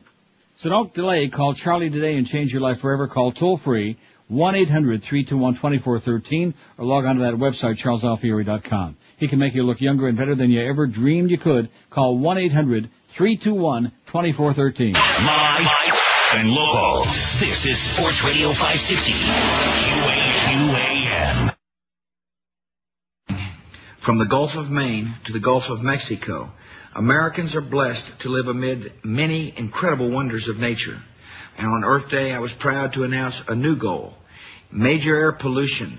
We've made tremendous progress from generators, tractors, and other diesel vehicles.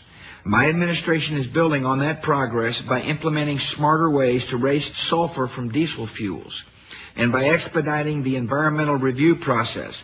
The law allows us to protect more of our nation's polluted industrial sites known as brownfields. Our new proposals build on that progress and help us advance toward our national goal, major air pollution that crosses state borders. Thank you for listening. Thank you so much. 11:45, 15 till noon at 560. Let's see. John at Tamiami Airport says, unable to get through on the phone today. Whatever happened to the Topless Donut Shop in Fort Lauderdale? It's called Our Donuts. Was called Our Donuts. Shut down. And then he says at the end, the Broward County Sheriff closed them down. It's kind of a rhetorical question, I guess, John, okay? Because the BS shut them down. Because they were selling more than just donuts, okay? I wonder if my email is not working or something. You ever wonder that? All the time, but I haven't got nothing at all today, and Eric usually emails me, did 25 stories, done. I don't see nothing on there all day. I'm starting to worry about that, like maybe nobody likes me no more, which I don't really care. 100, huh? We all love you. Raspberry. Oh, and speaking of that, no, I'm just wondering where I went wrong, you know? He's back in jail, re-singing his classic hits for his latest release. I'm just trying to find out Campbell.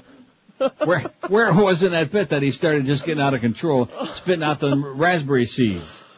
Well, you know, raspberries have like little tiny seeds that get in your teeth. Yeah, they do. I don't like raspberries. And then, of course, people start searching for those seeds. 5670560, pound 560 on the AT&T and Verizon wireless line. The most honest politician in the USA. This may be the silliest poll I ever took, and I'm proud of it. Although the donut poll went over big yesterday. So don't push your luck with me. They're all crooks, 75. That's 42%. They're all crooks. Jimmy, what about Bill Nelson? I see him sitting there on the committee. No? Yeah, what about him? He seems like a kind of a straight shooter. Seems to Get be. him on there, Josh. It. Get Bill Nelson on there. Jimmy Carter, 33. John McCain, 28. George W. Bush, 13. Oh, my God. That is hysterical. Howard Dean, 10. Bobby Graham, 9. Dennis Kucinich, 6. Jesse Ventura's already got 4, and he's moving up. Charlie Rangel's only got 1. I love Charlie Rangel. And Jim Jeffords has got still the big Bill Nelson ain't on there yet, but he will be. He'll be on there momentarily. Here's some good news. President's rating hits low all time, says USA Today. President Bush's approval rating dropped to the lowest of his presidency in a poll taken after a week of revelations about abuse of Iraqi prisoners and questions about whether Dummy Rummy should keep his job. 46% of Americans approve of Bush's job performance in the USA Today CNN Gallup poll released yesterday. That's 3 percentage points lower than his 49% in late January, early March, and again last week. He's dipped to an all-time low. He's reached bottom so far, although he could still go lower. A majority said they disapproved of his handling of Iraq and the economy. The Bush decline, however, and see, this is what's very disturbing, like I said before, the Bush decline did not produce new support for Massachusetts Senator John Kerry, who fell 2 points since last week from 49 to 47% and remained in a dead heat with Bush, who was steady at 48%. So if the statistic is right, even though it's within the margin of error, Bush was actually a point ahead in this poll. You ready for that? So Bush is dropping, but Kerry is dropping even more. How is that possible? Maybe that first poll we took, maybe we should put that back up there again. About the donuts? Yeah, the one about the ham and cheese. The croissant sandwiches. That's a good poll. We'll do that one tomorrow. Who's got the best croissant sandwiches? Dunkin' Donuts or Burger King? And they probably would like that. In the 16 states that were close in 2000, the new poll shows Bush with a 5-point edge over Kerry, 51 to 46% among likely voters. How do you like that? That's in the 16 states that were close.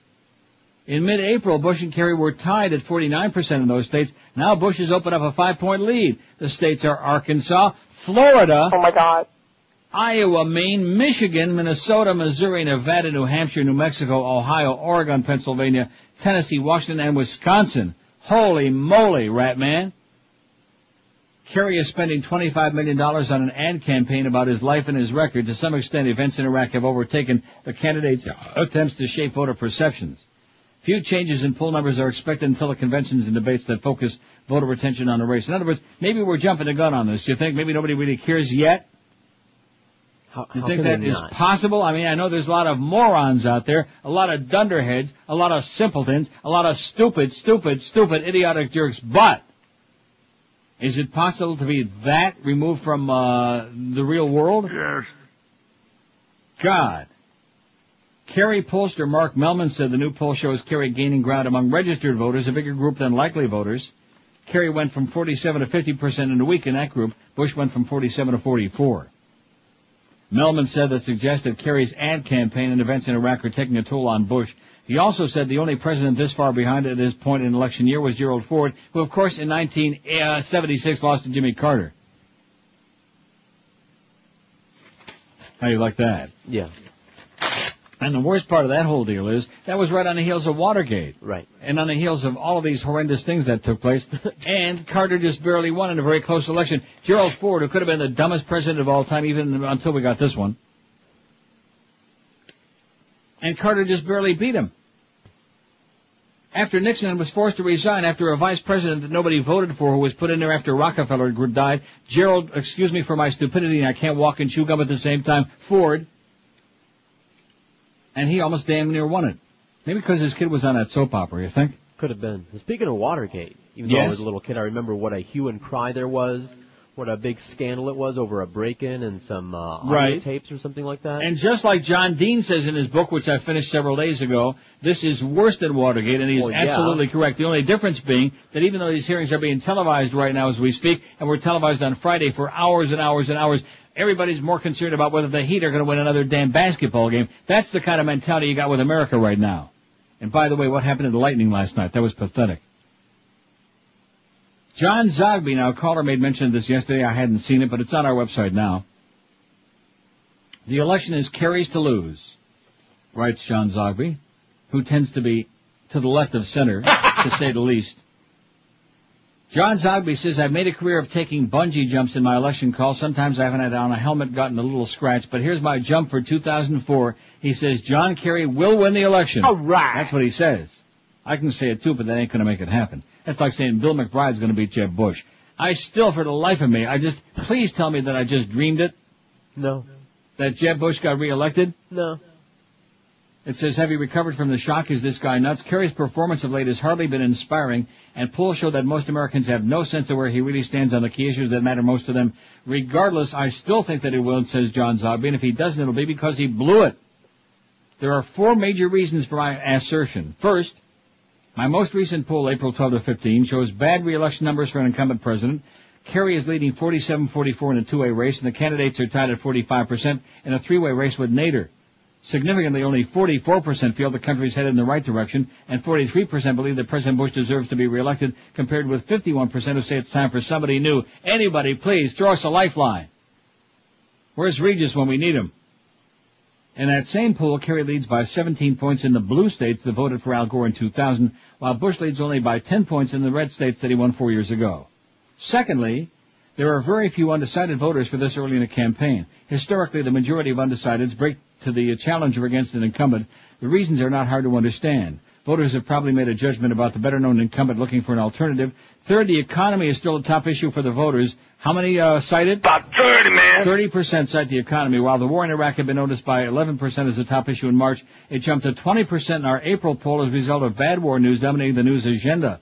The third issue is the war on terrorism. Among those who cited the economy, Kerry leads Bush 54 to 35%. Among those citing the war in Iraq, Kerry leads 57 to 36%. This, of course, is balanced by the 64 to 30% margin. About 30, man. That the president holds over Kerry in fighting the war on terrorism.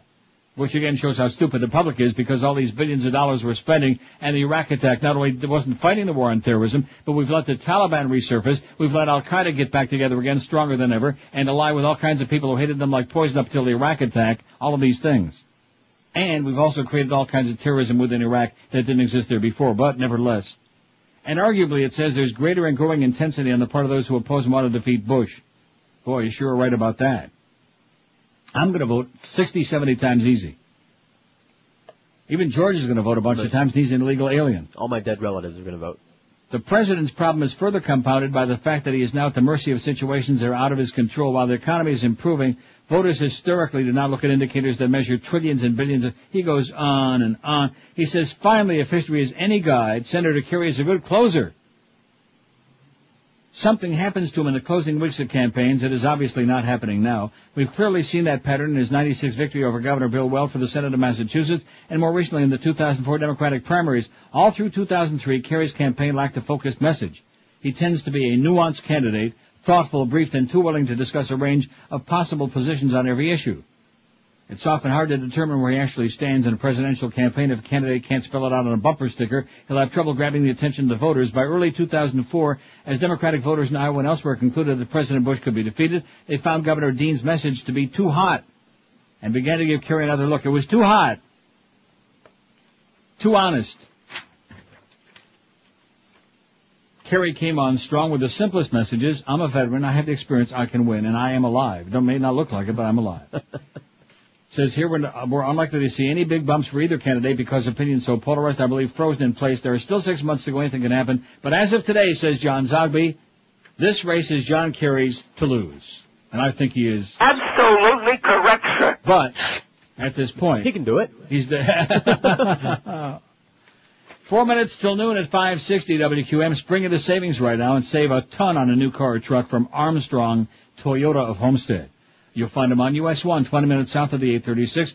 Armstrong Toyota of Homestead is worth the drive from anywhere in South Florida because they're going to save you so much cash, thousands on great new Toyotas. Check out these great lease deals waiting for you right now as I speak. An 04 Camry or 4Runner, just $269 a month for 48 months. An 04 Highlander, just $309 a month. Need a truck? How about an 04 Toyota Tundra, the safest truck in the US of A, just $179 a month for 48 months. And these are just a few of the great savings waiting for you right now at Armstrong Toyota of Homestead. General Manager David Rich and his staff will stand on their head. They'll do just about anything to put you in a new Toyota today.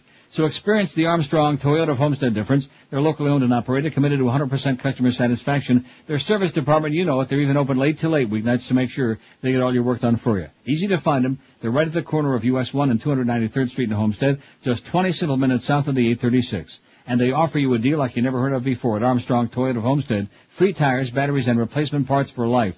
That's right, tires, batteries, and free parts for the life of your vehicle. Nobody else nowhere does that, so don't waste your time with those big mega dealers and phony car giants who give you the big song and dance. Call our good friend David Rich, the GM at Armstrong Toyota of Homestead, for an unbeatable deal for real. Call 305-242-3247. 305-242-3247. Drive a little and save thousands on that great new Toyota at Armstrong Toyota of Homestead. Live and local. This is 560. The radio's all yours now. QAM. This is Mark Morgan. It's the 12 to 1 hour on QAM. Live from New York, it's the most controversial reality show of all time. From the sick, twisted mind of Barbara Walters. It's Be My Baby. 5 couples, hopes and dreams are on the line as they battle it out to win this brand new baby. Now, here's your host, Barbara Walters. Hello, and welcome to Be My Baby. Can I get a what? Tonight, one couple gets immunity while the rest of them go to tribal council. One couple will have to eat a plate of Rocky Mountain oysters, the fastest, bull balls. I like saying that. Can I get a what? We'll have a singing competition where you, the American public, get to vote or text us who you think should be thrown off the show. Dial 1-800-IDIOTIC. Can I get a what?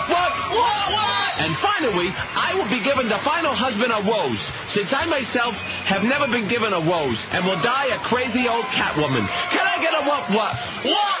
Andy and Judy Miller of Ottumwa, Iowa. We hope we win the baby. Ever since Andy got out of prison, we've been talking about adopting. Since we can't make the love, because every time I try to touch him, he screams the name Ernie. This is perfect for us. Rick and Connie Schwartz of Bayonne, New Jersey. We've already got 8 kids. What the hell's one more? I'm drunk most days, and I spend the weekends at my girlfriend's house. Be My Baby. You thought I made people cry on my Hollywood specials. Wait till you see this mess. I love to play with people's emotions. It rocks. Be My Baby on America's 4th-ranked network, ABC. 1203, that's your favorite. What? Yeah. She'd be the best. Hates her hard. 258 votes on a poll so far. Who is the most honest politician in the U.S., eh? They're all crooks, 101, 39.1%. Should be much higher than that. When are you going to wake up and sniff their butt, okay? What? Sniff their what? Jimmy Carter, 49. John McCain, 34. Jesse Ventura, 21. Moving up fast. George W.'s got 15. That is pathetic. Bob Graham, 15. Howard Dean's got a dozen. We're starting to like Howard a lot, but he's starting to look really good again now, you know? Let's give him a fresh look. A fresh wife. Dennis Kucinich, 7. Charlie Rangel's got 3. Jim Jeffords probably got 1. Probably the guy that called his name in, because nobody knows who he is. Who? And Bill Nelson's got none. He's got the big Bill Nelson, our junior senator from the state of Florida. I don't have any. I mean, he's a very boring guy.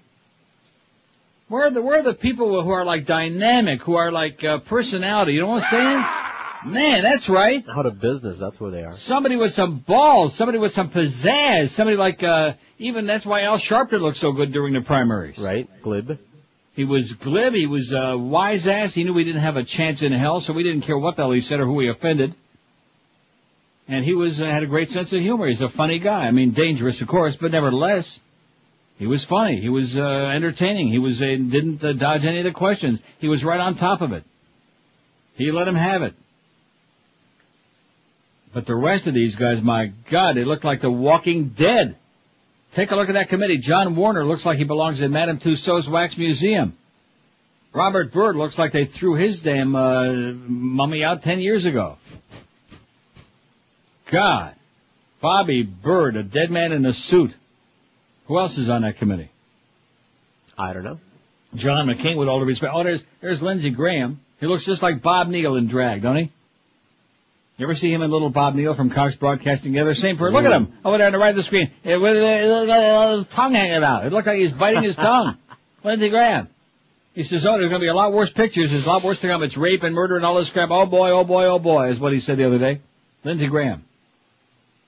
What a bunch. And then, of course, these guys look fantastic compared to the guys from the House that were there on Friday. That panel, including that one from Illinois that nobody knows what his name is. Jim something. Was his name Bishop or something? I don't know.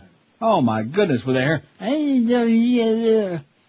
Even Rumsfeld, I would have applauded Rumsfeld if he would have got up there and smacked him in the head and said, speak up, I can't understand you, you moron. I would have given him high marks for that.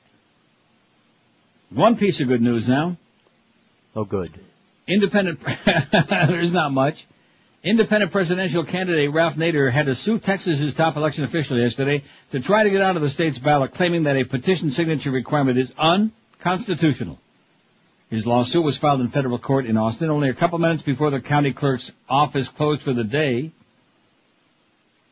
Nader's campaign submitted an application for the Texas Secretary of State's office for a place on the general election ballot, but said it would not turn in the more than 50,000 voter signatures it had collected because they had to collect at least 64,076 by 5 p.m. yesterday. They didn't do it. Didn't make it. And guess what else? The real piece of good news is, Nader, you know how many states he's qualified in so far to be on the ballot? Oh, I know. Oh! Yeah. The big none. Oh! Not one, not two, not three, not a half a dozen, none so far. He got on the ballot in 43 states in the District of Columbia in 2000 after filing 8 lawsuits to change ballot access rules. And, of course, those rules have already been changed. But this year, so far, he's got the big, even though there's a long way to go. Ralph Nader, an ego waiting to explode. 5670560, pound 560. Oh, here's some more good news. A prominent pro-choice politician is quitting the Catholic Church after being told he would be denied communion. It was reported yesterday. This is from the New York Daily News. New Jersey Senate Majority Leader Bernard Kenny from Hoboken, a former altar boy, told the Philadelphia Inquirer he's leaving the church after 57 stinking years.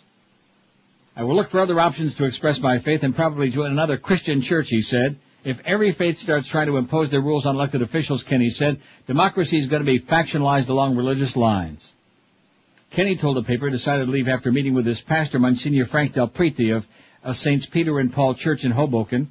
Kenny said he asked if, as a politician who supports abortion rights and stem cell research, he'd be denied communion. Del Prete told him he would be permitted communion one more time, but then he would tell me not to come again. Just this one time, Lenny, Bernard, whatever his name is. Del Prete yesterday confirmed the meeting, but said he was not at liberty to discuss it. Newark Archbishop John Myers wrote this month that it was objectively dishonest for Catholics who publicly dissent with the Church's pro-life teachings to receive communion. No one has the absolute right to the Eucharist, Myers wrote. The statement led New Jersey Governor Jim McGreevey to say he would take communion he would not take it, at least in public. Democratic presidential candidate John Kerry, who's also pro-choice and Catholic, received communion yesterday at a Mother's Day Mass in suburban Pittsburgh. A task force of U.S. bishops is considering communion guidelines for Catholics who publicly advocate abortion rights and other positions fundamentally at odds with the Neanderthal Church and the fumbly-bumbly Neanderthal old Pope, old Papa. By the way, I gave him the Italian salute when I was over there in Rome. Yeah, what's that look like? Said, how's it going, Pops? 5670560. Pound 560 on the AT&T and Verizon wireless lines. We're searching for what about Hillary Clinton? What about her? You don't think she belongs on there, that she'd get some votes? No. Well, I mean, she'll get some votes, but I don't believe she belongs on there. Why not? I don't know. She hasn't impressed me have much. Adequate information from Mr. Cambone in the Defense Department. How do you like that? My psychic powers again. I said her name. I wasn't even paying any attention. And I look over there on the screen. Chain of command. And there's Hillary. There's that bitch Hillary, man, the ice princess, that bulldog, that first lady. 3, 2, 1. 5670560, pound 560 on the AT&T line. WQAM, hello. I like you. We'd like you too, in a box. WQAM, hello. You won't change a thing. WQAM, hello. Hell. Yes, sir. Yeah, I wanted some answers. I think I'm entitled. Oh, boy. Okay, that's all we're down to. We got the whispering guy, Reverend Jones, and Crazy Ron. That's what we got left. Okay, so I'm just gonna press on, okay, with my stuff. Press on some nails? Yeah. Because these people have got nothing. Zippity-doo-dah. Maybe they're all over there with Rush now, okay? Maybe they made the move to Rush so they can get the real truth. Okay? Or they're watching the hearings. They're watching the hearings, my ass. Are you crazy? Were instructed to do as a completely new procedure. I'm not sure that those MPs had ever been confronted with any instructions like this before. General Taguba, can you explain for us the disparity between holding this brigade commander completely accountable and the comments that I just read to you, in light of the fact that certainly the 250... I say let's get Hillary on there right away, okay? She's telling it like it is. Put Hillary on there. She's a good guy. WQAM, hello. QAM, hello. Hello? Yes, sir. Hi. What's up? How you doing? Okay. What about Joe Gersten and Nick Navarro? Yeah, that's two good ones. WQAM, hello. QAM, hello. WQM, hola. Hello. Hey, Neil. Yeah. How you doing today? All right. What about Joe Gersten and Nick Cabral? What do you got, pal? Besides hemorrhoids. Hemorrhoids? WQM, hello. I'm tired of all this political crap. Let's start the football season. Go Jets! Oh. All right. And we finally did a little crossover there to the rest of the station. The sports crowd is coming in. That's a good sign. Don't tell Jim Sarney about it, though. 5670560. You see what I did? I've got them befuddled now because they don't know what to do. This is good. I'm glad I did this. Yeah. They don't know whether to scream or chew out a banana. Because it's a poll with in other words, I said yesterday I wasn't going to give them any more building poll, with that one name thing. Yeah. But then I turned it around. The only difference being I gave them a poll that they got no names to put on there. That'll teach you, okay? That'll teach you to be on better behavior, folks. You think they'll be on better behavior? No. Oh. WQM, hello. Hey, I want to comment on your Iraqi situation. Yes, sir. Go ahead. I think that it's just a little skin and it tastes like salt for a second. Yeah, okay, good. WQM, hello. Hey, what's up? Yes, sir. How about David Duke for your poll, baby? Yeah, how about it? WQM, hello. Neil, Yeah. how are you, sir? Okay, sir. I want you to know I've been literally trying to call you for days, Yeah. and it rings like for 2 minutes and nobody answers. And Yeah, because we do screenless. Don't you notice I just picked up the phone? We do screenless. I know, Yeah. but I'm a living and breathing person, and I'm not a chronic. I'm not somebody that's going to crank call you. I'll have a good conversation with you, and I never can get through to you. So Yeah, well, I'm waiting. Let's start the conversation. Oh, they're out of time. Sorry, I got to do the break. 12:13 at 560. Who the hell is he to be knocking our fine, prestigious callers? What the hell kind of crap is that? No, I had a feeling that was going to go somewhere. Oh, I see. It did, in the off position. Yeah, good. Is your company suffering from regulations that increase labor costs? If so, let Oasis Outsourcing help you when it comes to the people side of your business. Payroll administration, Fortune 500 company employee benefits, human resource services, and risk management are just a few of the services Oasis Outsourcing can cover to help your business be more profitable. Call Oasis Outsourcing today for a free evaluation at 1-866-OASIS. That's 1-866-286-2747. With more than 60,000 employees worldwide, Oasis Outsourcing understands the many facets of human resource management.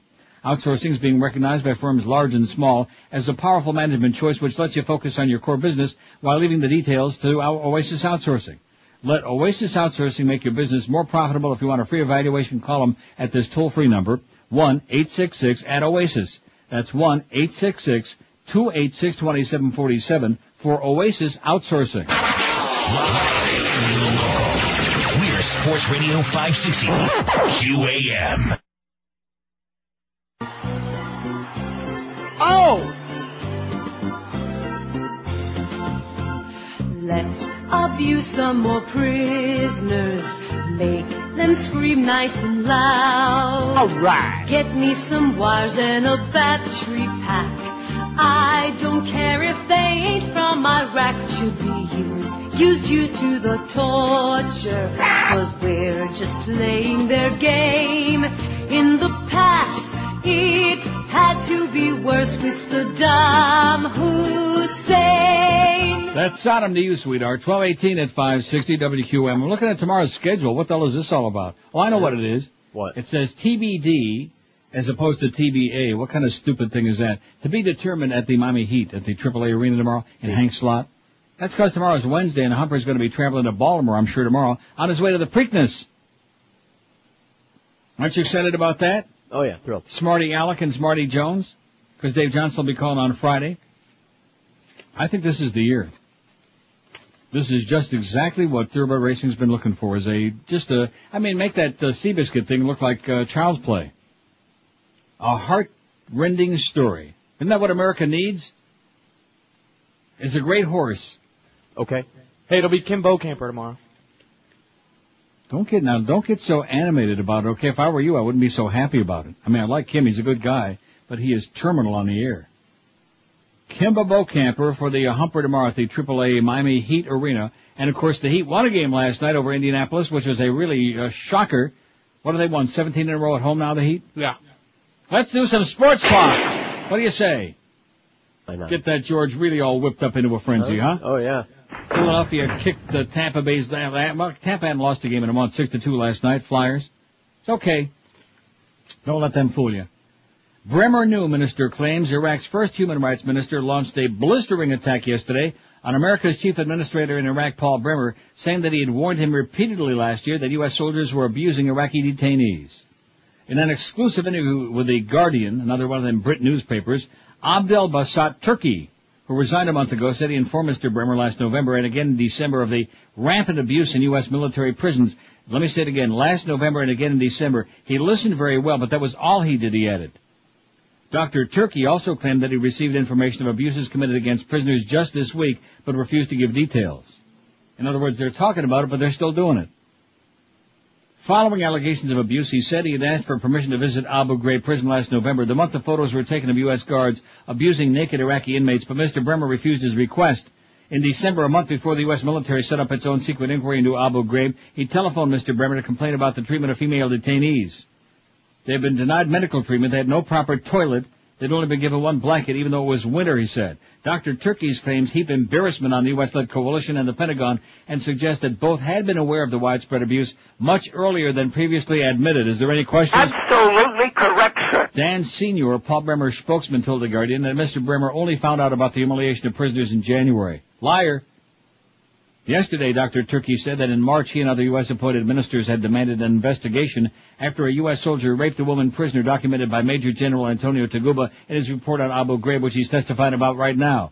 We were told this matter will be dealt with in secret and with only Americans attending, he said. And then those damn pictures got out. Dang it. Gosh darn it. Etc. Members of the senior members of the CPA staff. Yeah, we got your CPA over here, okay. Did he say PP? I don't think you can say that. Maniac. And this guy's a shill for the Defense Department, and he's talking about PP. No wonder they're doing that perverse stuff over there. Lunatic. 5670560. Let's get back to donuts. What? What are you laughing about? That went over a lot bigger than this. Sure. This to me, I've just been in Europe for a week. I had a good time. Copenhagen, Rome, Amsterdam. But had plenty of time to be watching what was going on in the world, to be engrossed in all of this grotesque stuff. And I come back here assuming, once again, that the American public is like whipped up into a frenzy about this, pissed off and fired up, disgusted and nauseated, that we're being made to look like a bunch of asses to the entire universe, like a bunch of barbarians, even worse than what we're supposedly fighting against. And it's like that. When's the football season start? How about those Heat? What about Smarty-Ass Jones? Etc. Same old. And the dog and pony show goes on with these hearings here, and Lindsey Graham was on there before making his song and dance about it. Is that what we're trying to do, to suck it up to this Taguba guy, Can't even probably pronounce his name. Do we want to emulate the Al-Qaeda? Do we want to emulate Saddam Hussein? Make one of these goody two-shoes, stupid-ass speeches. It's another dog and pony show, that's all. And they have to do this because they got caught with egg on their puss. That's what this is all about. Yeah, egg. If there weren't any pictures and they'd have kept this all behind closed doors, you better believe it, that there wouldn't be any information. Just there's been some abuse and some people are carried away overboard. That's all you'd get. Frat stuff. Right. Not even that. I guess they must pop a lot of pills in those fraternities, too. Right, Rush? You lying, pill-popping sack of right-wing crap. Who is the most honest politician in the USA, we're asking today on our second poll. 349 votes. They're not too excited about this. They're all crooks, 129.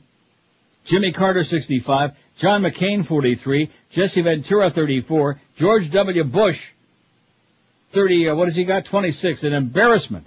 7% of this audience thinks that George W. Bush is the most honest politician in America. And if that's the case, God help America.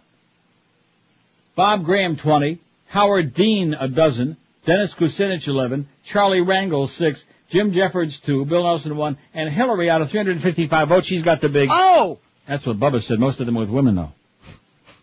That's what he said. Don't you remember that article I read that day? He said she's had a lot more women than he ever had. And I believe it. Probably women with bad eyesight. And by the way, Blind Mike, I'll be looking for you in Batavia. I'm renting a car this weekend. I'm driving on down. He'll be looking for you, too? Yeah. Maybe we'll run into each other. WQAM, hello. Neil? Yes, sir. Yeah, I think Ronald Reagan was an honest politician. WQAM, hello. Hello. Yes, sir. Neil. Yes. Oh, Neil, we're gonna miss you when you're gone, man. When you contact us, we're gonna miss you so much. People don't realize how good you are for for everything. All right, no kissing ass. All right. First thing first. Wait a minute. What did you just say? Kissing what? Did you say ass? Oh my God. Go ahead. Neil, okay, first thing first. My best friend, he's a real right wing, so Yeah. What's the best book I can use that you recommend? The best book right now, I just got through telling you yesterday. Weren't you listening yesterday religiously right to your radio? Well, sometimes I'm doing delivery, so I really can't. No. You better get your Sony Walkman, mister. You might miss some important stuff, but I doubt it. Spinning on the Axis of Evil by Scott Taylor. It's a paperback. Maybe you can read it to him. Okay, that's on the website. I've seen it. Spinning on the Axis of Evil, America's War Against Iraq. It tells you the whole story, no punches pulled, no BS, right from the beginning. All the depleted uranium, the birth defects, the soldiers, all of the stuff, the history of Iraq, the poison gas, all of these things. It's great. You know what I hate? Like sometimes the What do you Republicans hate? say, oh no, but that's all written by, the Democrats trying to talk, This guy isn't a Democrat. He's not even an American. He's a Canadian journalist. It's a great book, pal. I'm telling you, this is the one you want. Perfect. Another thing, what would you do, let's say Kerry gets elected, hopefully, if you were in his shoes, how would you get us out of this situation? And I'll hang up. Thanks, Neil. Okay, have a great day, pal. If I was in his shoes, the Munster Man shoes, I do like Munster cheese, though. Huh? Big shoes. I would say, guess what? We won. Put in our international, whoever it's going to be, the UN, the peacekeepers. Mm-hmm. Blessed are the peacemakers, for they are, whatever. Remember Eli Wallach? Right. And that's it. Bring everybody home. No more deaths. That's right. We didn't have any business being there in the first place. Sometimes you have to admit your mistake, okay? We screwed up. We put, supposedly June 30th, here's the handover. Just like they do with a bouquet at a wedding, you know? Right. That's right. They throw it out there and whoever catches it, they got it. And the same thing. Here's the keys to the kingdom. Throw it up in the air and whoever catches it, hey, have a good time. We're getting out of here. And haul ass. This bullcrap about, we're bringing democracy to Iraq. Well, when the hell did that ever come? Where did that come from? Where did it come from? We're creating democracy and we're force-feeding democracy. That was never the excuse that was given. This was supposedly about protecting Americans and about fighting terrorism. All of these things. Weapons of mass destruction. And now all of a sudden they got the stupid American public brainwashed into that we're force-feeding democracy. We're spreading it around the world. We're freeing people, oppressed people. Freedom by emancipation by decapitation. Man. 16,000 dead Iraqis, and that's probably a lowball estimate, which you won't hear about in the U.S. because we don't count them. It's too embarrassing. Well, they shouldn't have attacked us. That's right. They shouldn't have flown them planes in the World Trade Center and the Pentagon. Oh, it wasn't them? Well, don't confuse us with that crap, okay? They look like them. Right, they got them hook noses and brown That's right, and skins. they had them schmatas on. Just remember what I told you, boys and girls. The whole world, all of these conflicts, they're about headgear. Just do like the beach. Just shave your head nice and clean. That's the way to be safe, okay? Just shave it clean. 20, now back in the day I could have said some more about that, but I won't. 28 past noon at QM. If you've been hearing me talk about fast train for a while and thinking, maybe this sounds like it might be something for me, it might be. The fact is simple. If you have the dedication, Fast Train can provide you with the necessary training and help you achieve your new high-paying computer career in just 4 short months. Think about it. In just 4 short months, uno, dos, cuatro, tres, whatever that other one is, you can be on your way. Fast Train's got day, night, and weekend classes, financial assistance for those who qualify too. Once you complete your classes, Fast Train can even help you out in obtaining that new computer job. So it's that simple. If your life is like on a treadmill, if you're going nowheres, if your paycheck is an embarrassment, just make that call today once and for all and change your life. Call 1-866-FAST-TRAIN. Even the call is free. Fast Train's got 7 Florida locations, including Pembroke Pines, Fort Lauderdale, Kendall, and Miami, so there's bound to be a campus nearby you. Check them on the web, fasttrain.com, and then make that call. It can bring you a real career, some real training, and a big fat paycheck that goes along with it. Call today, 1-866-FAST-TRAIN. Live and local. This is Sports Radio 560, QAM. It's day in Miami town. Absolutely. At 560 WQAM.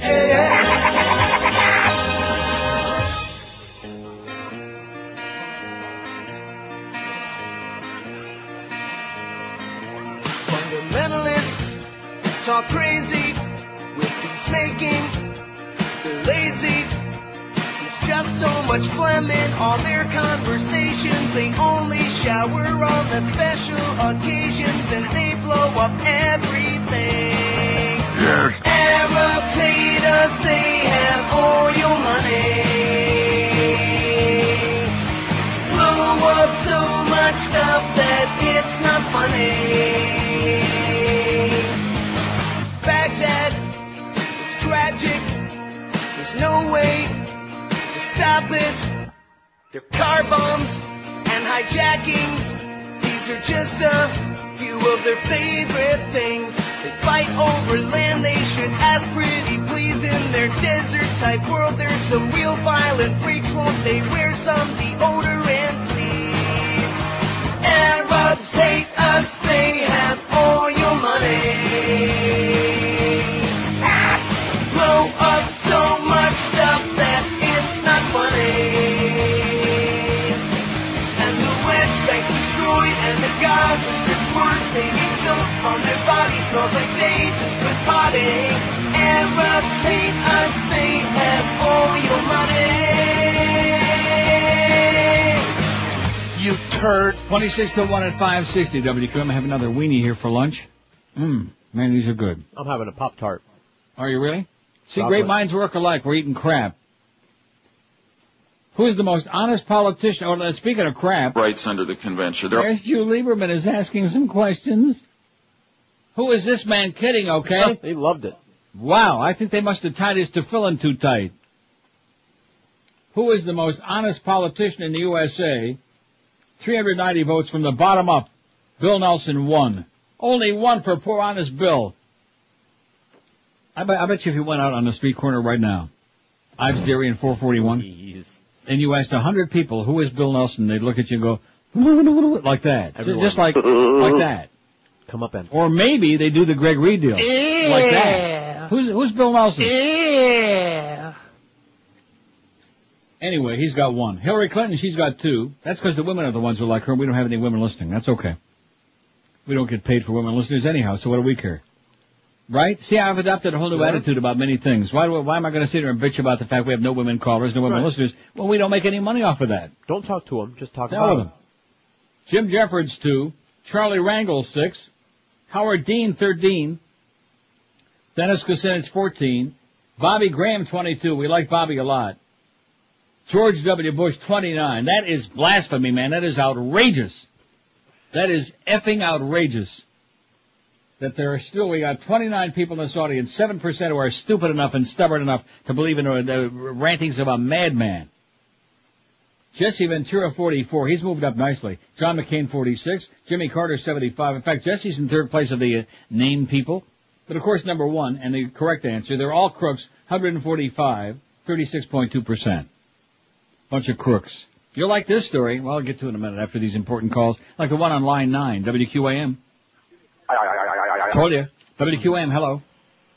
Neil. Yes, sir. How you doing? Good.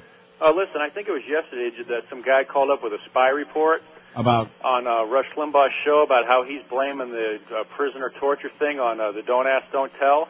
Right. Well, sure enough, I was listening to Glenn Beck this morning. Oh, why? I know. I'm a talk junkie. Come on. Oh, give me a break. And some guy called up, some angry white guy listening on WIOD because he says where the callers are listening to. And he said, yeah, I think it is this Don't Ask, Don't Tell. And Glenn Beck called the guy a crackpot. He says, that's outrageous that you would make such a ludicrous claim. Yeah. And you know the guy was just dittoing what he heard on Rush's show anyway. Ditto, yeah. Also, too, did you happen to see this, there was an editorial in this newspaper from Wisconsin where they're asking the readers to send more pro-Bush letters because they get too many anti-Bush letters? Yeah. Did you see that at all? No, because I don't live in Wisconsin. Well, it was on the internet, it was floating around. I just thought, because it's an editorial, and they say that we don't get enough, we get too many letters critical of Bush, and we need more letters saying that, pro-Bush. You mean the newspaper was saying this in an editorial? Yes. Well, what kind of crap is that? It's from the Post-Crescent in Wisconsin, and here's one paragraph. Where in Wisconsin, though? Not in Milwaukee, or maybe Milwaukee, not in Green Bay, not in, where the hell are they? Appleton, Menasha, Wisconsin. Oh, Nina Menasha. Yeah. Bunch of yahoos there, man. It says here, real quick, it says we've been getting more letters critical of President Bush than those supporting him. See, Madison is where all the liberals are in Wisconsin. The rest of them are a bunch of Nazis. Yeah. Well, I guess, but a bunch of beer guzzling Nazis in Milwaukee. I know. All right. Thanks a lot, Pally. All right, Neil, bye. Have a great day. Even that sausage man resigned. They did 5 minutes. This goes to show you what CNN is all about, the cable Nazi network, which George came up with yesterday. Very good, George. Cable Nazi network. Spent 5 minutes yesterday telling us about the sausage, the mascot for the Milwaukee Brewers retired. Yeah, they had a 5-minute piece. Meanwhile, the world is crumbling down, and you wonder why the American public is like that. And this last guy means well, but he's a talk show junkie listening to Glenn Drek on WIOD. That is unbelievable. They gotta have a search party for this guy's radio. WIOD? Oh, I hate that station. Yeah. All Nazi news all day. Another one. 567. Am I getting a little worked up now? Good. This hot dog does it for me every time. Perks you right up. Am I the only one that eats cold weenies? Not the only one. Huh? No. You don't? I used to. A nice snack once in a while. Huh? What's wrong with a little sausage? Nothing. What about Josh? You ever have a cold weenie? No. Yeah. No, maybe always hot, he said. Maybe if Duff would stay out of there long enough. 5670560, pound 560 on the AT&T and Verizon wireless line.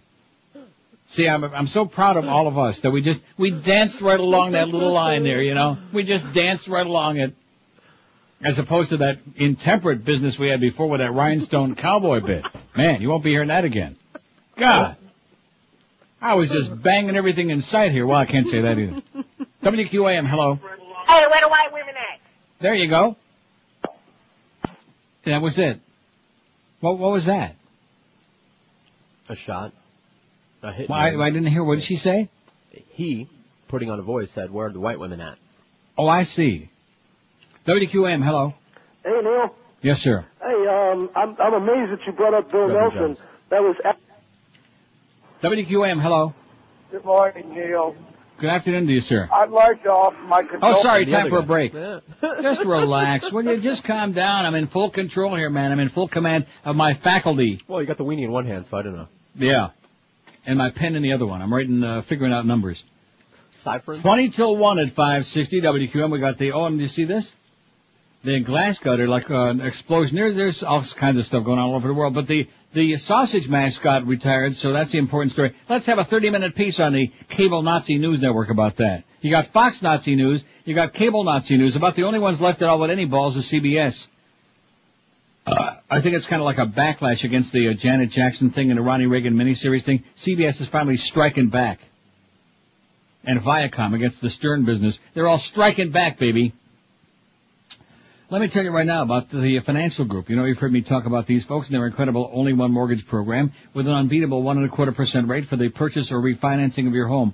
1.25%. It is unbelievable.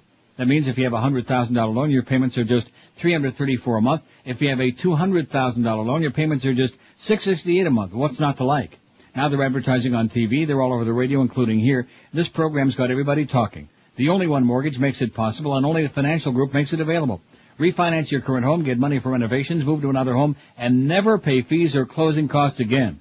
You pay zero closing costs, zero credit bureau fees, zero application fee, zero discounted points, zero everything. Kind of like Glenn Beck's ratings, zero.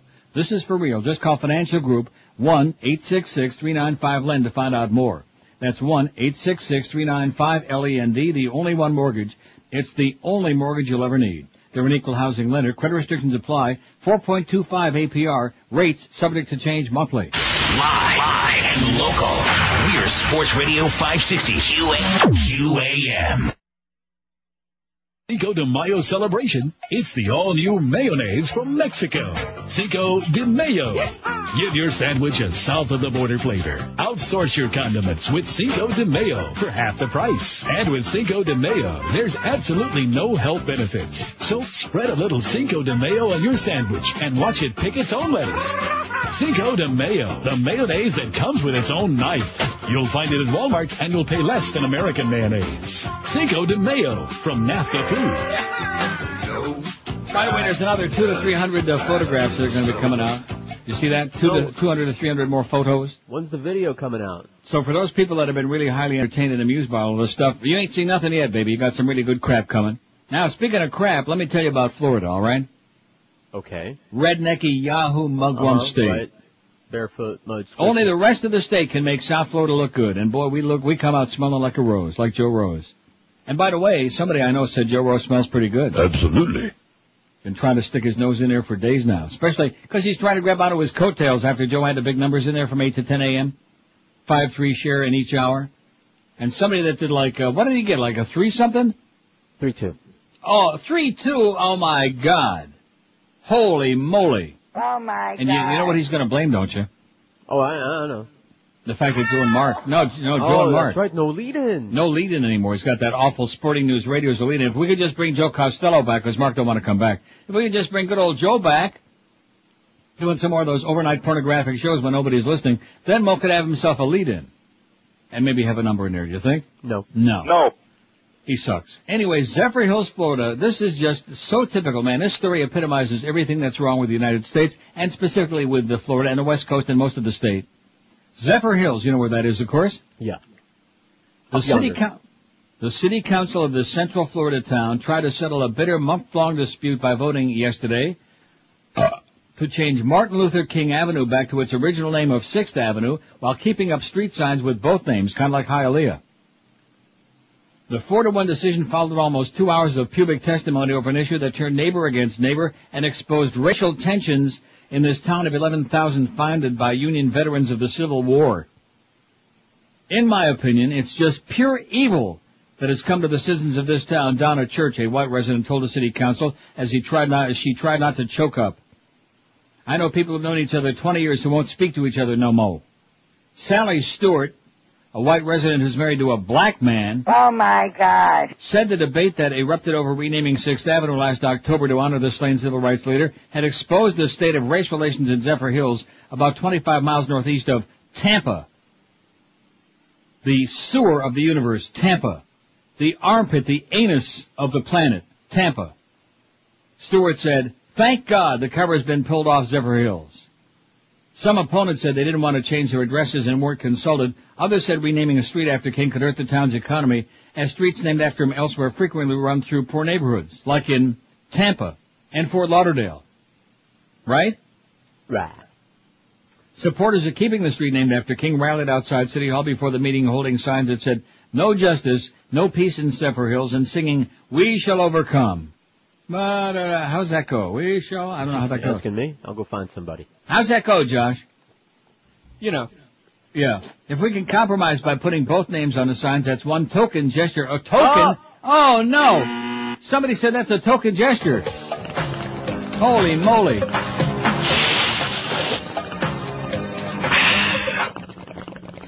That we can make to bring our community back together, said Council Member Celia Graham. Ben Yeomans, am I pronouncing that right? Ben Yaman, who lives on 6th Avenue, said he opposed renaming the street because of King's opposition to the war in Vietnam. Well, I don't get it. I don't consider Martin Luther King to be an icon or a hero to be looked up to, he said. I thought the people who were against the war in Vietnam were right, as it turns out. Oh, excuse me. Don't confuse a bunch of rednecks with the facts. The council had renamed the street last year after being petitioned by resident Irene Dobson, who thought it was time the town did something to honor Mr. King. Dobson said before the vote that the efforts to rename to 6th Avenue were racist. They say it's not, but I wasn't born yesterday, she said. But after the vote, Dobson said she was happy with having both street signs in place. I like it, she said. I really, really do. Sounds like a whole bunch of crap over nothing, don't it? Yeah, whatever. Did he say donut? See how I sneak that in again? Subliminal. I'm being paid by the Krispy Kreme people. I gotta get those sales back up again because the Atkins diet is killing them, man. Killing the Krispy Kreme stock because everybody is low carbonate now. I think maybe we should tell everybody. I don't want to do it. We got that sponsor, you know. I'm going to go out and get some ice cream. Oh, and by the way, let me just also mention ice cream like that. What is it called? Begins with an E. The Atkins stuff.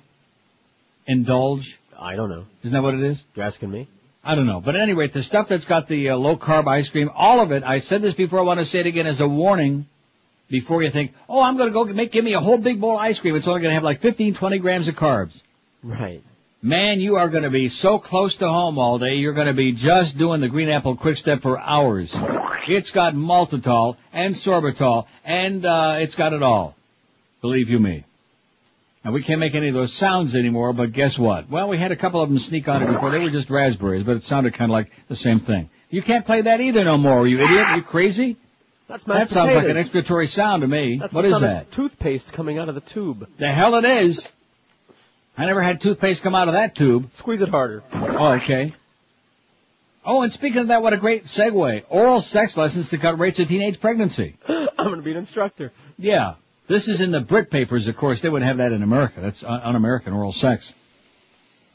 Encouraging school children to experiment with oral sex could prove the most effective way of curbing teenage pregnancy rates, a British government study has found. Pupils under the age of 16 who were taught to consider other forms of intimacy, such as oral sex, were significantly less likely to engage in full intercourse, it was revealed. Britain's teenage pregnancy rate is the highest in Europe. In 2002, there were 39,286 teen pregnancies recorded. The government's also spent more than £60 million to tackle the problem, but so far failed to halt the rise. A sex education course developed by Exeter University trains teachers to talk to teenagers about stopping points before full sex. Now, an unpublished government-backed report reveals that a trial of the course has been a success. School children, especially girls who received such training, developed a more mature response to sex. The study by the National Foundation for Educational Research found youngsters were less likely to be sexually active than peers who received traditional forms of sex education, dispelling the fears of family campaigners, in other words, right-wing lunatics, who believe such methods actually arouse the sexual interest of teenagers. Right. Now the government will recommend a scheme called A Pause to schools throughout England and Wales, following the success of the trial in 104 schools, where sexual intercourse among 16-year-olds fell by up to 20%, according to Dr. John Tripp of the Department of Child Health at the University of Exeter, who helped design the course. Teachers who sign up to the course are primed to deal with queries from pupils on all kinds of sexual experience. Those behind the course stress the scheme does not suggest teenagers experiment with oral sex, God forbid. Instead, they say A Pause promotes the message that other forms of physical intimacy are safer than full intercourse. It teaches people assertiveness skills, and that they should be only as intimate as they feel comfortable with, said Tripp. A Department for Education and Skills spokesman said the report's verdict will be made available to all schools. All teachers respect peer-reviewed material. This will help influence their decision, she said.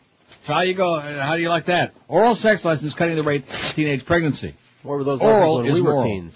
I beg your pardon? Where were those lessons when we were teens? Maybe we can get Bob Kuntz to make some more of them bumper stickers again. Oral is moral. Give him something to do. Get him off the streets. Get a job, Bob. Oh, here's that article. Where did somebody fax this in? Yes, indeed. Wisconsin Daily asked readers to send pro-Bush letters. This, again, showing you how the mass media, this is that liberal media that they're always screaming about. There is no liberal media, like Eric Alderman said in that fine book is. Doesn't exist. According to polls, President Bush's popularity has been dwindling since the Iraq War heated up again last month, but it really has it come to this, it asks? A Wisconsin Daily newspaper, in a novel twist, has resorted to asking readers to send in pro-Bush letters to the editor to balance out the many critical of the president. In a notice to its readers, the Post-Crescent of Appleton, Wisconsin, observed that with the presidential race heating up, the editors have found themselves in a quandary. The Feel Their Views page takes the political and social temperature of the valley. I don't want to ask where they stick the thermometer. Under the arm. But now the question is, how can we balance the perspectives and topics of our letters when many of our submissions have been coming from only one side? We've been getting more letters critical of President Bush than those that support him. We're not sure why, nor do we want to guess. Let me draw them a diagram, huh? But in today's increasingly polarized political environment, we'd prefer our offering to put forward a better sense of balance. Since we depend on you, our readers, to supply our letters, that goal can be difficult. We can't run letters that we don't have. If you would like to help us balance things out, send us a letter, make a call, or punch out an email. We'd love to hear from you. In a letter responding to that editorial published today, Ellen Kunz, Well, see, I mentioned Bob Kuntz, and there's his sister Ellen. Of Nina wrote, could it be that you're ignoring the current temperature of the valley? If you're getting more letters critical of Mr. Bush, it is likely because the valley is more critical of him, and for good reason. If you're receiving so many letters indicating an imbalance of opinions, it's because your readers feel they need to do your job for you. They're telling you there isn't enough public scrutiny of this administration's policy and actions. Also on Tuesday, Della Bisa of Appleton asked, whose bright idea was it to solicit reader support for Bush? Was it a PC executive decision or Gannett headquarters? She asked. Good question. You go, girl. Isn't that amazing?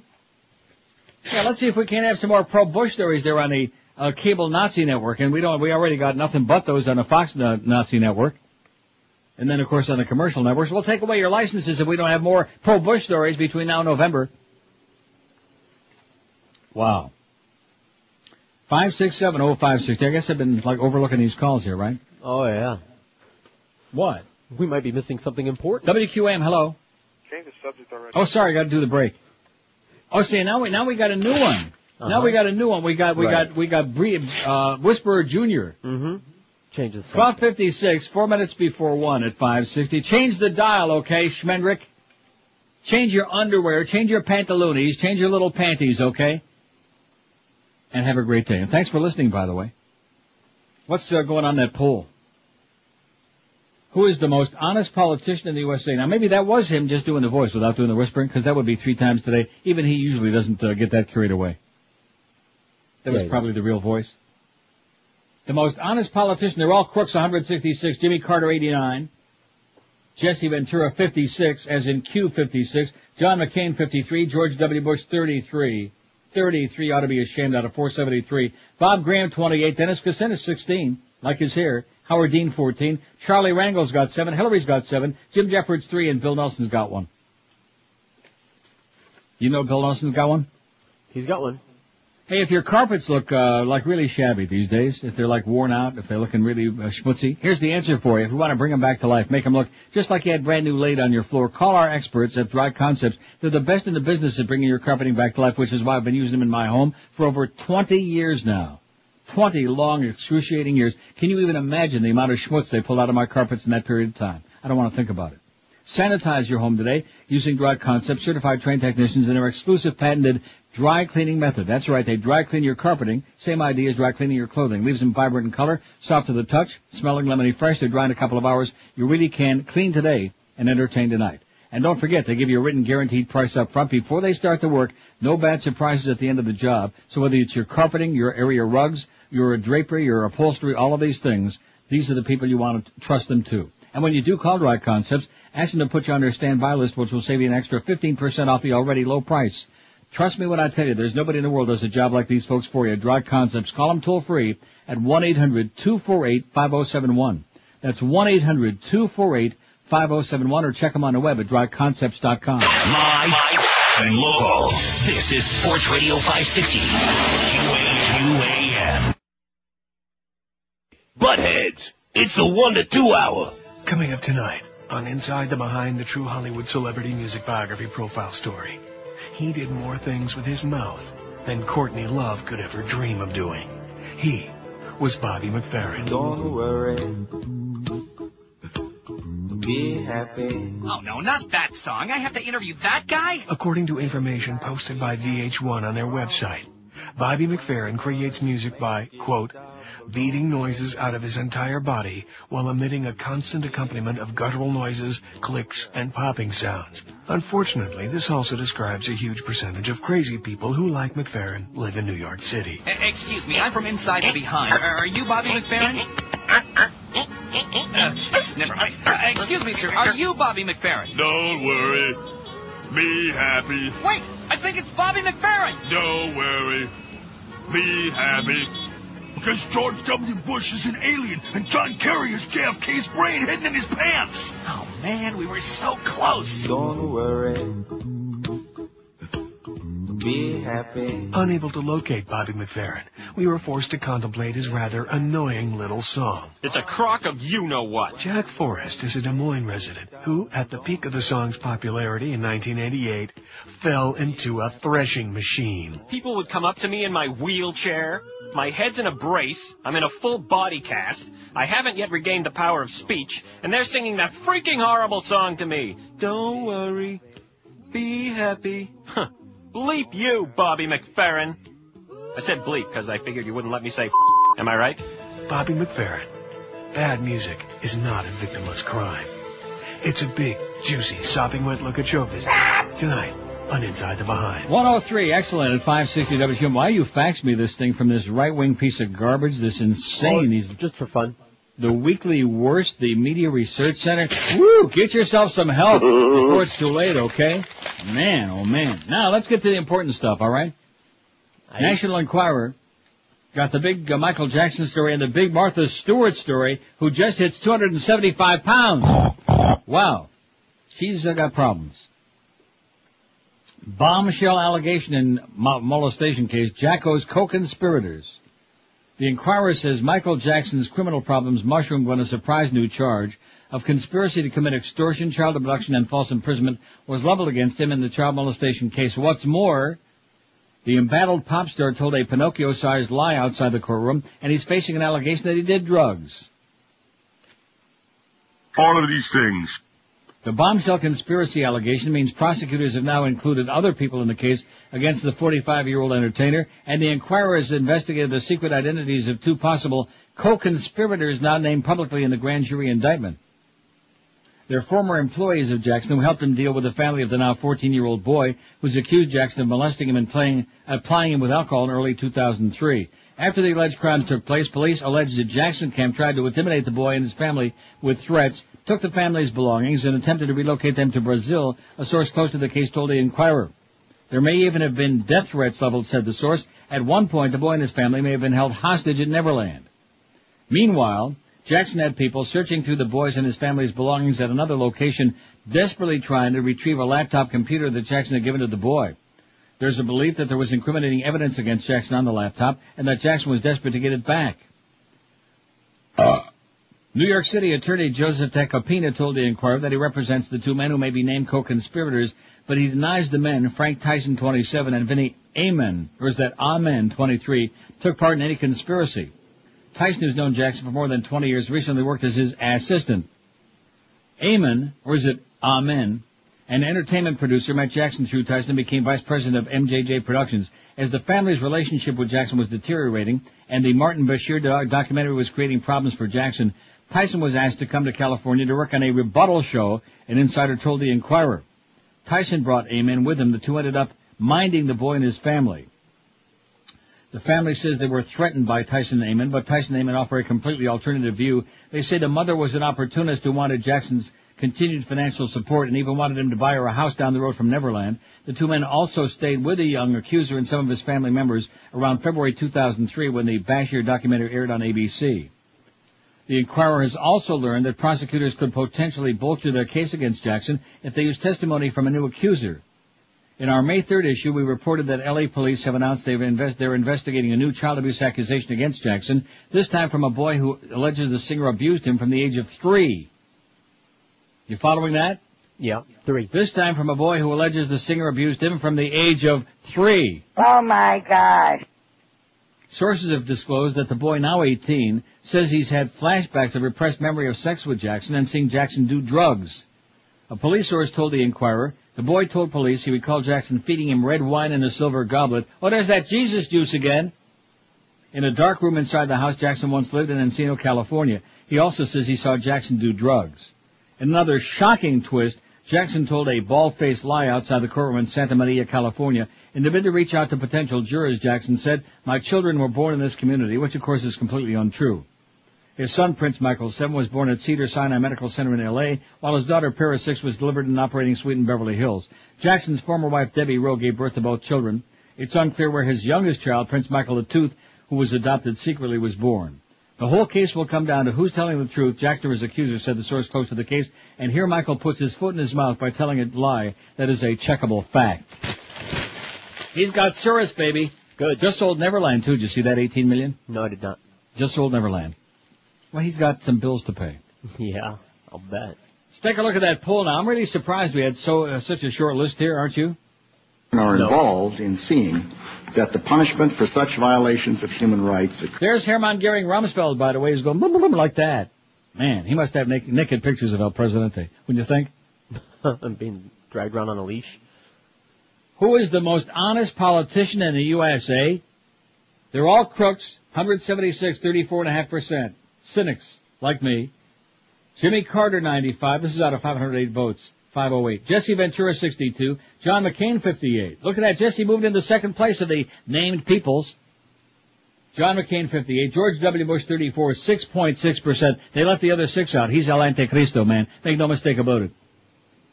Bob Graham, 30. How many's Bob got? About 30, man.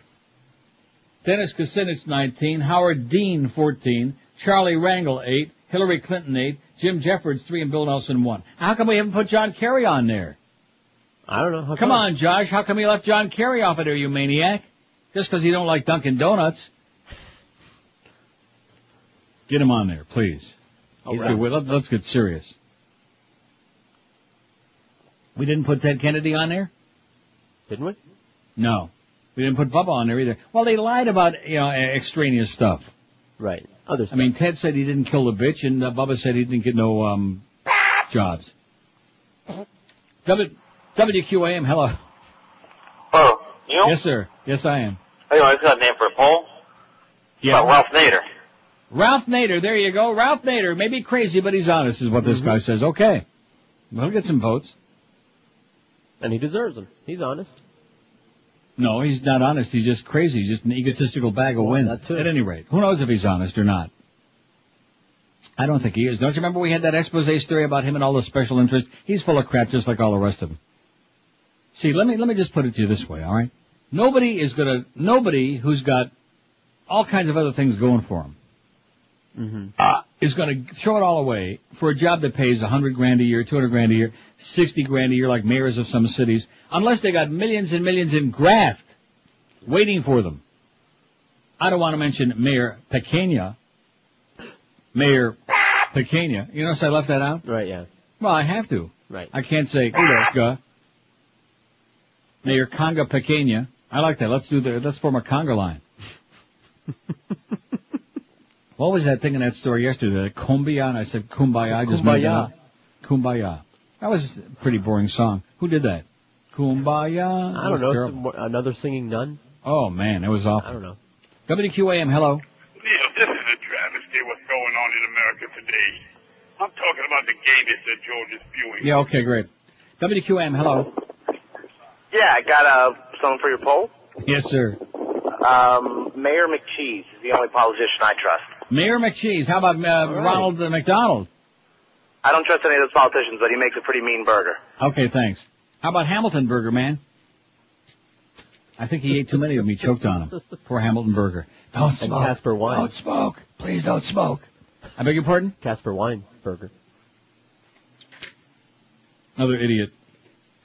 5670560 #. Actually, these calls today have been some of the very best of all time when you come right down to it, you know? How many times has Reverend Jones and his boyfriend called? About 30, man. And the Whisperer? About 30, man. Right. And then this other guy, the last one, was that Reverend Jones doing the dark voice? Yes.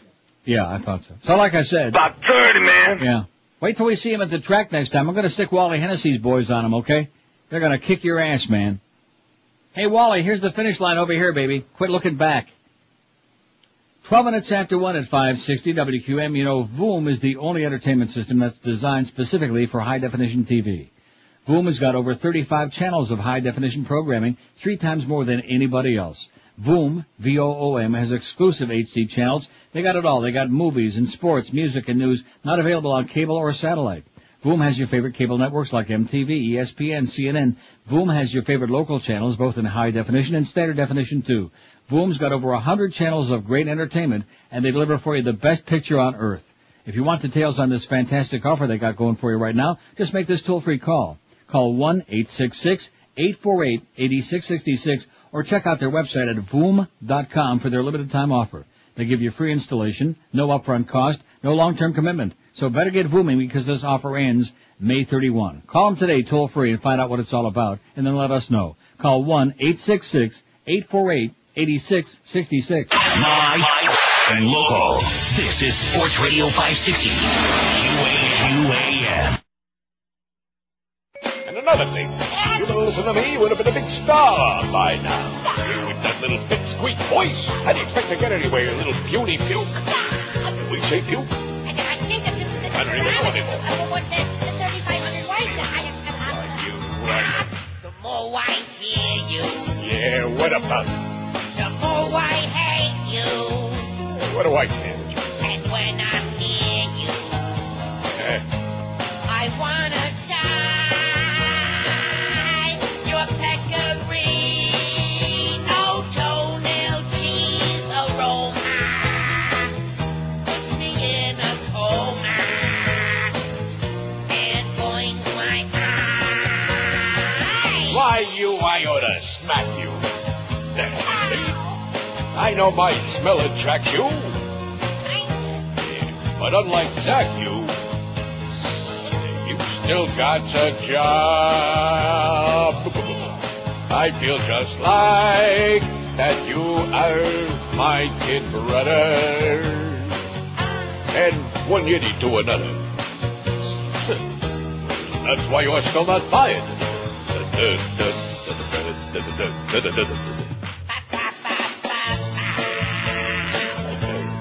Doi, doi, doi, doi. Doi, doi, doi, doi, doi. Doi, doi, doi, doi. Our morning show can put you in a coma. Can't wait till it's over. All right, that's enough. 118, just calm down, Eric. I got your email. I got your email, but of course it won't come through because my computer is blocked potentially unsafe and vile and filthy and disgusting crap you were trying to send me. And I saw some of those words on there. I think they had a point. But anyway, my email's working. All right. Just calm down, Eric, okay? Relax. Here's a fax that says, your audience might find this site interesting. Issues2000.org/default.htm. Got it? Got it. I'm sure you do. I wrote it all down. It is called On the Issues, every political leader on every issue. The site interactively allows the browser to access any state and check out... right. Oh, please. Cracker, please. Now, here's a fax that says, maybe not well known in the Banana Republic, Bob Wexler. Sure he is, good old Bob. We'll try to get them voting machines with a paper trail so we know what the hell's going on. Bob Wexler, good man. Palm Beach County guy. Got him? Robert Wexler, W-E-X-L-E-R. Got him, Josh? I'm sure you do. Thank you. There's somebody we can trust, right? Right. Josh. How about Larry Smith? Oh, I'm sorry. 5670560, pound 560 on the AT&T and Verizon wireless line. It's been tough getting too many more names on this list because there just ain't too many honest folks running around. It's a short list. It's a really short list, and I warned you that right out the get-go. Mm-hmm. WQAM, hello. WQAM, hello. Yes, how about Mayor Rudy Giuliani? How about him? Oh, I think he might be an honest guy. Okay, well, let's put him on there. Okay, thanks. See ya. Okie doke. Rudy Giuliani, you got him? We got him. Okay. He wasn't being too honest to his ex-wife, I guess, but that kind of stuff we don't care about. The hanky-panky. Like somebody once told me, every guy's got their banana stuff, you know? Who told you that? Gary Lawrence told me that at WINZ. Oh, okay. Yeah. I thought that was a very good way of putting it. 5670560, pound 560 on the AT&T and Verizon wireless line. Of course, don't be saying that like in Tampa. You know what I mean? No. Ever see a banana split? Especially at Busch Gardens, don't be saying stuff like that. WQAM, hello. Neil. Yes, sir. The Senator Byrd from West Virginia. Senator Robert Byrd, former Klan member, right, thank you. Bobby Byrd, put him on there. Robert Byrd, he just turned 122 years old, doesn't look a day over 121. A dead man in a suit. He was on that committee this morning, along with a lot of other very objectionable people like Jew Lieberman. WQAM, hello. Hey, Neil. Yes, sir. Charles Rangel. Charlie Rangel, he's on there. He ain't doing too well, but he's on there. Thank you. Good man, I like him a lot. He ought to have his own show. In fact, what they ought to do is put him on there instead of that damn, those two goofballs that balded James Carville, and who's the other one? Paul Begala on Crossfire. Man, they are so wimpy and weak, and then they got that bow-tied, Mother, Careful. What's his name? Mother Carlson, that's his name. Oh, and speaking of things we can't say on the air, excuse me for taking so long to bring this to your attention. What the hell is that spot that our operations manager... No, listen to me. I'm serious. We had a discussion while it was going Don't on. hate you. Listen, all this stuff that we can't say, and I almost had a nervous breakdown. Nearly had a stroke when that Glen Campbell thing was playing before, trying to like punch everything. I didn't know what the hell to do, whether to scream or peel that banana. But here's a guy who's giving us a song to dance. Well, the corporate says this, and you're giving us a new list every day. And in the meantime, he's doing a spot about constipation and defecation. What the hell is that? If that ain't excretory activity, sweetheart, I ain't never heard of it in my life, okay? Sounds pretty excrety to me. Constipation and, constipation, painful. I beg your pardon? Painful. Yeah. I was getting a little twitch just hearing about it. My God. Constipation and defecation? Are we really that desperate? Yes. I guess they pay up front, huh? No. See, this audience thinks I'm joking about that. We don't care who you are, what you're peddling, what kind of snake oil salesman you are, because we can relate to it. We got a whole bunch of those anyway. We will, if you'll pay, especially up front, we'll put your spot on the air, okay? Copper magnetic bracelets, you name it, anything. You can pay behind. No. Well, back in the day I would say something about that, but I can't no more. Has something to do with Rectum. Martha collapses. Martha Stewart, poor bitch. Pals fear suicide as she hits 275 pounds. Domestic diva terrified of going to prison. Martha Stewart is ballooned to an all-time high of 275 pounds, reports the Inquirer, and is on the verge of mental and physical collapse so severe that friends fear she could take her own life. The 62-year-old domestic diva has increasingly turned to food for solace as she faces, well, it's a good thing she got all that cooking experience, as she faces a June 17th sentencing date following her conviction on conspiracy and obstruction of justice charges. Exclusive Inquirer photos snapped outside Martha's Manhattan office in April show the multimillionairess, who almost always appeared meticulously groomed in public, shockingly overweight and disheveled. Oh, my God. Shockingly. And they got a picture here, man. She's got a puppic that would make Oprah embarrassed. A monster, a giant in the soon-to-be-in-prison crowd. Martha is terrified at the thought of being locked up with criminals and targeted by lesbians. Oh! She's arguing with her attorneys, battling her family, and rocked by the perceived betrayal of her longtime close friend, Mariana Pasternak. Or is that Paskudnyak?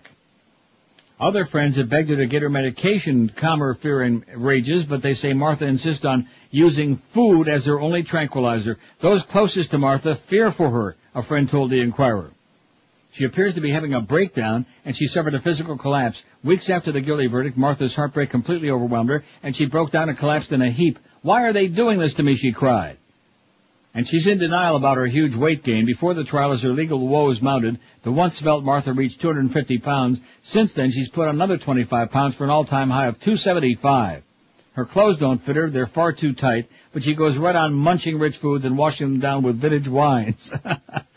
She's just trying to, she realizes she's on limited time, right? Mm-hmm. She's living it up while she can. While Martha desperately needs friends, she can no longer trust Mariana Pasternak, her friend for 20 years, who turned against her with embarrassing revelations during the trial. In blockbuster testimony, Mariana said Martha told her she sold Imclone Systems Inc. shares after learning the biotech company's founder was dumping his stock, and she quoted Martha as saying, "Isn't it nice to have a broker who tells you these things?"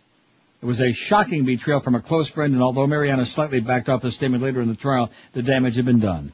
Said the friend, Martha considers Mariana a turncoat, someone who did whatever the prosecutors wanted. See, the fact of the matter is that since this bitch, Martha Stewart, was a broker herself, right, that's what cinches it for me. Right. See, I had forgotten about that. She knew. She wasn't, innocent. She knew what was going on. She knew what she was doing. And now they ought to throw her in. Every other stockbroker, they all belong in jail together, man. Every single one of them. You're a bunch of thieves. You're a bunch of con artists. You're a bunch of snake oil salesmen. You even make our sales department at QM look good, and that's almost impossible. You even make Gary Sarner look almost human.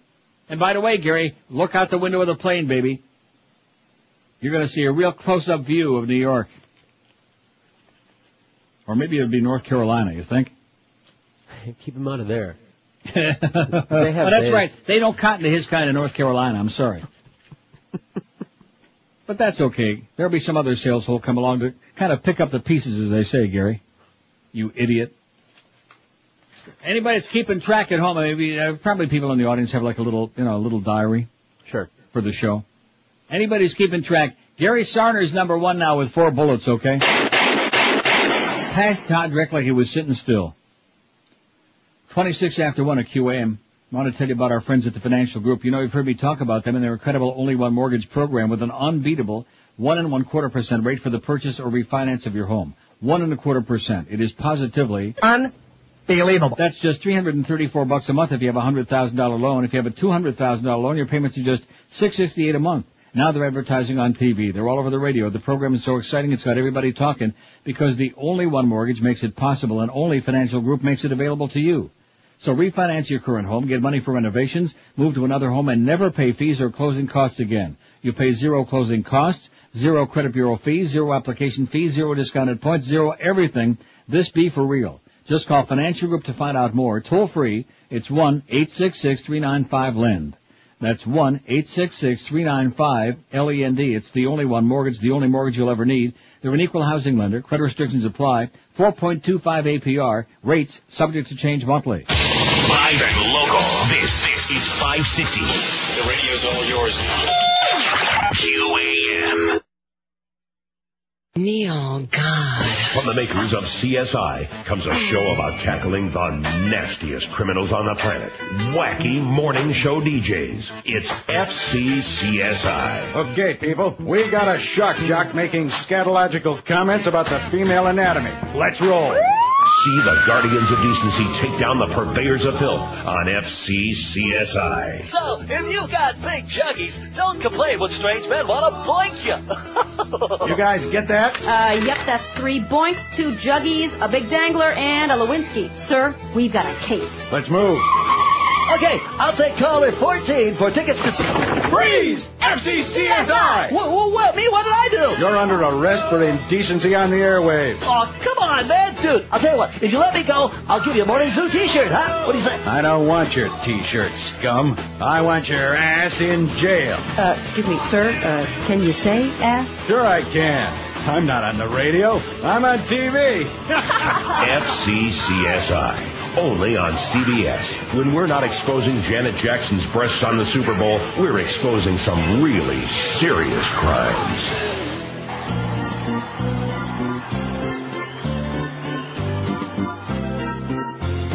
Oh! Let's abuse some more prisoners. Make them scream nice and loud. Get me some wires and a battery pack. I don't care if they ain't from Iraq. Should be used to the torture. 'Cause we're just playing their game. In the past, it had to be worse with Saddam Hussein. 132 at 560. WQM Mad Dog coming up at 2. The Humper from Seminole in Hollywood. Seminole gambling plunging from 4 to 7. Only senator to vote against the Patriot Act, and also our only friend in broadcasting in the Senate, Russ Feingold of Wisconsin. He belongs on there right away. Got him? Good. Got him? We got him. And Carl Levin of Michigan isn't bad either, except for them glasses. Lose those granny glasses, Carl. Get him on there too, please. Okay? He was on that committee this morning. Bada-beep, bada-boop, bada. Now let's see. Zephyr Hills and every place else southeast of Idaho might have a street named for Martin Luther King, but Pompano Beach has a street. Yeah, we knew that, didn't we? Actually, an avenue, Northwest 3rd Avenue, named for a true African-American hero, Esther Roll Avenue. If you want good times, head for Esther Roll Avenue, right? Roll out the barrel. And she kind of looked like one when you come right down to it. P.S. Any chance you might play your Boca Brian bit that mentions the great Ms. Rule for those of us still down here in the land of the free, home of the brave, etc.? What bit is that? Psychic Negro Network. No. 567-0560, pound 560, but I'm glad you asked, on the AT&T and Verizon wireless line. Oh, this is a good article by Molly Ivan. See, I'm glad I saved the really good stuff right for the ass end here. The what end? The ass end.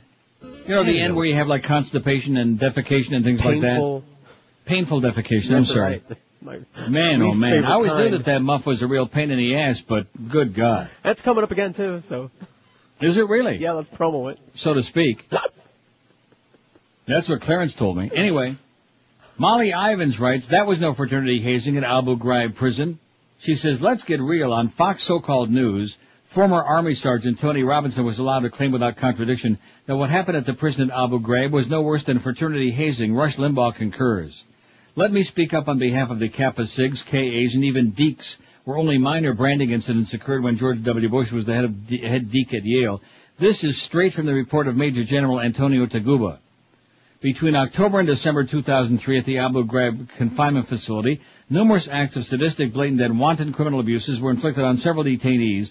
The systematic and illegal abuse of detainees was intentionally perpetrated by several members of the military police guard force. The allegations of abuse were substantiated by detailed witness statements and the discovery of extremely graphic photographic evidence, including the following acts: punching, slapping, and kicking detainees, jumping on their naked feet, videotaping and photographing naked male and female detainees, forcibly arranging detainees in various sexually explicit positions for photographing, forcing detainees to remove their clothing and keeping them naked for several days at a time, forcing naked male detainees to wear women's underwear, forcing groups of male detainees to masturbate themselves while being photographed and videotaped, arranging naked male detainees in a pile and jumping on them, a male MP guard having sex with a female detainee, using military working dogs to intimidate and frighten detainees, in at least one case biting and severely injuring a detainee, taking photographs of dead Iraqi detainees, breaking chemical lights and pouring phosphoric liquid on detainees, beating detainees with a broom handle and a chair, threatening male detainees with rape, sodomizing a detainee with a chemical light and perhaps with a broomstick.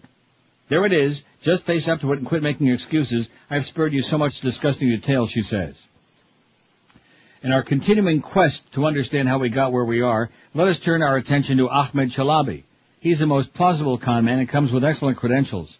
Born to a prominent Iraqi family in 1944, exiled in 58 with buckets of family money, went to MIT at age 16, got his Ph.D. in math from the University of Chicago, where he first encountered one of the founders of the neoconservative movement, Albert Wohlstetter. According to a profile in Salon.com, he there met future neocon leaders Richard Pearl and Paul Wolfowitz. Salon reports he is charming, worldly, and a skilled networker. What follows is a complicated business financial history leading to the founding of the Petra Bank in Jordan in 1977. Chalabi had ties both to the Shia theocracy in Iran and the Shia Amal militia in Lebanon. He also helped finance Saddam Hussein's trade with Jordan during the 80s, according to Salon. By 1986, Petra had $1 billion in annual trade with Iraq. The bank collapsed and Chalabi was convicted of embezzlement and fraud. He fled to Jordan for London. As head of the Iraqi National Congress, funded by the U.S., Chalabi continued to push for the overthrow of Saddam. The U.S. is still paying him and his organization $350,000 a month. His association with neocon hawks continued. Even though both the CIA and the State Department concluded he was untrustworthy, the intelligence he provided to the Bush administration before the war consistently proved to be wrong and fraudulent. So why did the neocons trust him despite his record? My theory is that there's a terrible naivete about neocons that often deludes them into believing what they want to be true. Remember the time they convinced themselves Jonas Savimbi of Angola was a great freedom fighter? For anyone who knew Savimbi's record, it was gag me with a spoon city, but they kept insisting that this disgusting human was a hero. Other neocons so hated Sandinistas in Nicaragua they backed drug runners and creeps of all descriptions against them. The neocons fell for Chalabi for one reason. He said he would help Israel. Once Saddam was overthrown, he said he would reinstate the Iraq-Israeli pipeline, recognize Israel, and trade with Israel. Chalabi, with our backing, became a member of the current Iraqi Governing Council. He has also made his nephews into power players in post-war Iraq. Gone are the promises about Israel. Whether justified or not, most Iraqis believe Chalabi corrupt beyond counting. Even some of the neocons who have so long discounted the CIA and State Department reports about Chalabi's essential dishonesty are starting to doubt him. Could this entire disaster in Iraq be as simple as, we was conned? Yep. YEP, there's the answer at the bottom of Molly Arvin's column. Yep, we was conned. Yep. Ahmed Chalabi, what did I tell you? He's an embezzler, a crook, a gangster, a piece of crap, a neocon of the worst sort. Is there any other kind? 5670560, pound 560 on the AT&T and Verizon wireless line. Who is the most honest politician in the U.S., eh? 205 of us, that's a third, say they're all crooks. You turd. Jimmy Carter, 115. Jesse Ventura, 76. John McCain, 67. George W. Bush, 39. 6.4% say the Bushmeister W can be trusted. Sure. Bob Graham, 34. Dennis Kucinich, 22. Howard Dean, 17. Charlie Rangel's got 8. Hillary Clinton's got 8. John Kerry, 4. Jim Jeffords, 4. Rudy Giuliani's got a pair. Bill Nelson's got 2. Ralph Nader, 2. Bobby Wexler, 2. Bobby Bird and Russ Feingold so far have the big out of 607. Keeping track of all that? Oh, yeah. Good. 20 before 2 at 560 WQM. When you shop for quality footwear, there's only one place to think about. That's Brandy's in Pompano Beach. They've been doing it right for years and years, forever. At Brandy's, you'll find the biggest selection of men's and women's shoes, the best service, the best prices in town, so what's not to like? No matter which brand is your favorite, they got them all. They got Rockports, Florsheim, SAS, Sperry, Timberland, Naturalizer, and lots more. And with Brandy's humongous selection, you can just about bet Greg Reed's life on it that whatever shoe you want, they got it in your size in stock right now, ready to slap on your foot. In fact, people love Brandy's so much when they come back over and over again. They usually buy several pair on each visit.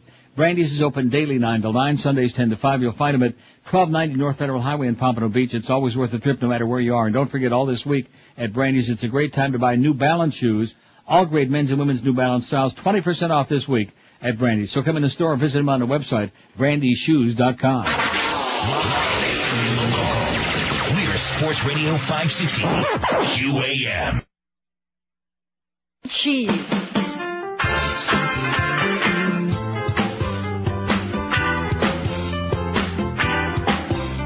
Now Bush told our military the shooting's gotta stop. Fighting pockets of resistance, it's getting way too hot. We've had a month of strong attacks. Without progress, no one's thrilled. We must negotiate agreement before someone else gets killed. But we kinda like it. Rockin' Fallujah, rockin' Fallujah. But we kinda like it. Rockin' Fallujah, rockin' Fallujah. By order of the president, no more troops in that town. Get a ceasefire underway was the consensus the world round. So Bush said enough of this, boys, I think we're done. Let the FBA do the job of shooting off our guns. This way it won't look like our job failed, then my re-election's nailed. But we kinda like it. Rockin' Fallujah, rockin' Fallujah. But we kinda like it. Rockin' Fallujah, rockin' Fallujah. 144.60 until 2 at 560 WQM. Mad Dog at 2, the Humper at 4 from the Seminole Old Fart gambling place. And then we got Warren Cromartie, the Crow at 7 as the pre-game, the pre-foreplay deal. And then we got the Marlins on deck at 7:30. Marlins at the Astros, 8:05, Eddie K after the game. Got all of that? Got it. Good. Huh? 5670560, pound 560 on the AT&T and Verizon. I still can't stop thinking about that spot that, of all people, you know, if Tommy would have cut it, you know, I mean, he can't help it. Call your friends. But good golly, Miss Molly, Muff Lindsay doing a spot about constipation and and what was it? Painful defecation. All I can say is, oh my God, what's coming next? WQAM, hello. Hey, Uncle Neil, how's it going? Yeah, pretty good. Hey, you know you're talking about that spot that you're ripping on for the defecation or whatever? Yes. Hey, yesterday during Neil's show, or not Neil's show, but during Hank's show, they have this new spot where they're calling for men who suffer from premature ejaculation. Yeah, we have that one, yeah. We got that. Oh, That's nothing that new. Hey, did you also hear that they caught the kid who slingshotted the Virgin Mary in the down in Tampa or whatever? Slingshotted the Virgin Mary? You know, the picture that everybody was worshiping. They broke the window? Yeah, I broke the window. They caught him. Oh, that one. I didn't know that that happened. That must have happened when I was looking the other way. No, they got him. Well, thank the Lord for that. That's the best news of the year. Thanks, Pally. No problem. I'll rest well tonight. Aren't you pleased? He slingshotted the Virgin Mary on the side of that bank building, gosh dang.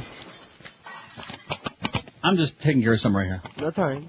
Well, I'm looking up this envelope here so I can put it in the box and I can live up to what I told Eric there. There you go, Eric. It's in the bag. It's in the bag, Eric. See, I take care of my business.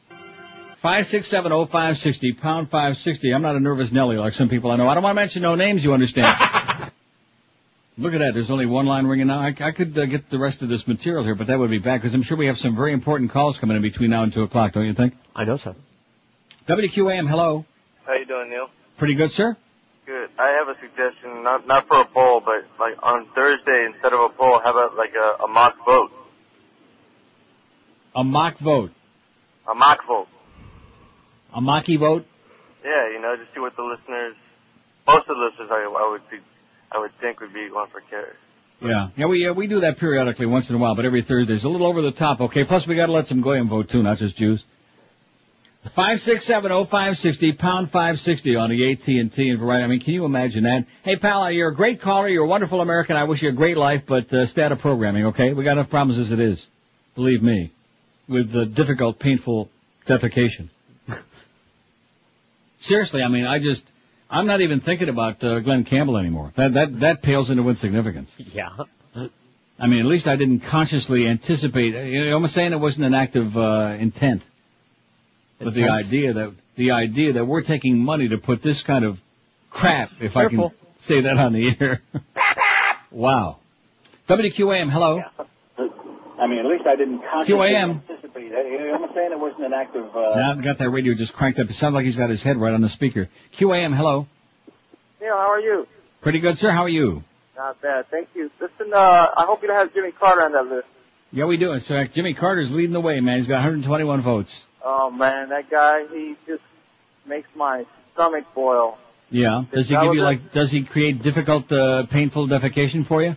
Yes, he does, sir. I was in the United States Air Force from 1976 to 1982, between the time that he was in and Reagan was in, and man, he just sent a lot of guys to their death. Unfortunate. Yes, he did. But then again, don't all presidents do that? Yes, they do, sir. Mm-hmm. But unfortunately, he sent them with the wrong equipment, and that's why what happened in desert. Kind of sounds like what's happening right now, as a matter of fact. Exactly. That's Kerry's fault. They sent us out into that desert, and we messed up, and we wanted to go forward, and he said, "No, come on back. We'll give him a pass." Yeah, but look at the good job he did with those hostages in Iran, man. Yeah, it's right. And then, it was a mess. You know, it just turns my stomach. Thanks a lot, Neil. Good luck to us, Pally. Thanks. I'm glad you got back in one piece anyway. Watch out for that depleted uranium. Well, that's really, depleted, why are you worried about it? Huh? If it's depleted, why are you worried about it? And then it's got pictures in this book of some of the troops, you know, hovering, and some of the locals hovering over some of these vehicles that have been, shot up. And of course, the depleted uranium, where's some of the pictures? It says in the immediate aftermath of the first Gulf War, Allied troops climbed aboard shattered Iraqi vehicles in search of souvenirs and to spray paint them with graffiti. No one was warned of the possible long-term health hazards posed by lingering depleted uranium residue. And then, of course, the kids of these veterans are turning out with all kinds of grotesque birth defects, of which we have some pictures. Oh, this book, it's scary. Must reading. Spinning on the Axis of Evil, America's War Against Iraq, by best-selling author and award-winning journalist Scott Taylor. It's in paperback. Go out and buy it. Read it. Spread it around, okay? Spread it. WQAM, hello. Children succulent. WQAM, hello. Well? Yes, sir. Is this Neil Rogers show? This is the Neil Rogers show, sir. Yes, you're on it. I wanted to ask you... Well, you were on it. WQAM, hello. Neil. Yes, sir. I got a name for your poll. Okay. Little Neil. Who is it? Little Neil. Little Neil. Okay, Little Neil. You got that? Is that what you call it? Wow. WQAM, hello. Hi, Neil. Thank you for coming back. I know it takes a lot of patience to do it. No, it doesn't. Not when you got these paychecks coming, baby. When you got those big, fat paychecks, I couldn't give a crap less. Okay. I got my brain right on the right spot now, man. Okay. Well, I just wanted to call and tell you that did anyone fax you the article, or I didn't get a chance to check your website this morning, but the commander of the operation to save the Iranian hostages said at a commencement speech that he was glad that the operation failed because had it succeeded, then Jimmy Carter would have been reelected as president. Now, this is the commander of the operation. Yeah. Did anyone fax that to you yet? No, but I'm glad you told me about it, and calm down. Have a great life. Boy, he is so emotional, just so over the top. You know, good intentions, but man, I beg your pardon? Are you going to take that break already so I can hear that spot? Hear what spot? Our new favorite the one about spot. the difficult defecation. That spot's coming up, by the way, everybody, so I would just sit right over there on the edge of your seat. Yeah, right on the edge of your seat. Even if it does hurt. That's right. It may be painful, but just mosey on over right to the edge of your seat there and put your ear up to the radio. Mosey.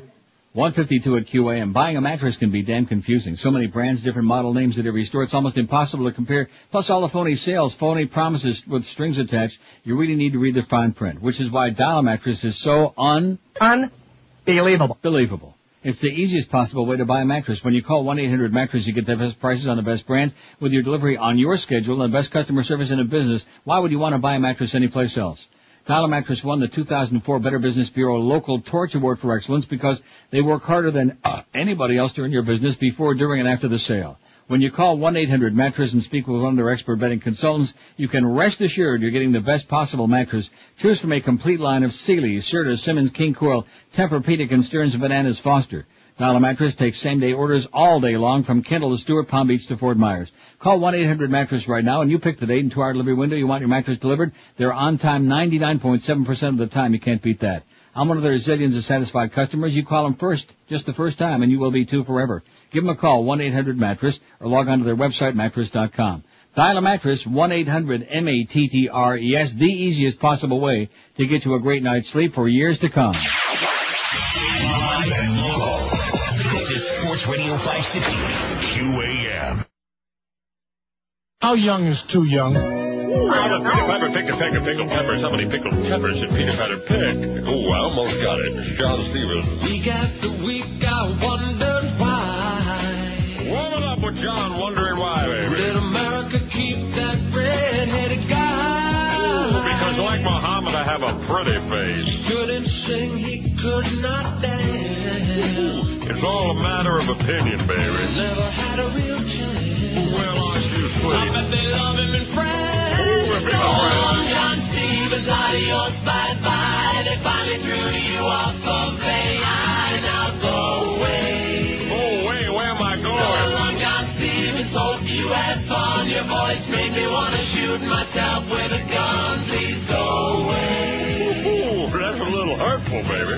You're no Reuben, you're no Clay. Ooh, I agree with you there, baby. I'm much taller than Clay and much skinnier than Reuben. Now the show is free. Ooh, that's a nice effect. I won't have to kick in my TV. Ooh, a violent man. I can watch next week. Go ahead. Without hearing your cruel little shriek. Well, aren't you nice? Thanks for the funny memory. Ooh, you're certainly welcome, I'm sure. Now that you're gone, you must be relieved. Oh, you ain't kidding. I have some flop sweat going. Just like a warm summertime breeze. Like a warm breeze over my bare buttocks. You're out the door. I am out the door. Rectum. So long, John Stevens, adios, bye-bye. They finally threw you off of their eye. Now go away. Appreciate the harmonies, baby, all the hard work, but John Stevens. So long, John Stevens, hope you had fun. Your voice made me want to shoot myself with a gun. Please go away. Ooh, I find that slightly humorous. You're no Reuben, you're no Clay. Well, this sure was special today, I'll tell you. I told her it was going to be good, didn't I? Oh, yeah. You called it. Was special. Now, what happened yesterday when we had that glitch did we ever figure it out? Did somebody close the pot in the other room, or? Nope. Huh? We don't know, or nobody's telling us. But it's a mystery. I think somebody was diddling in the other room. They were not.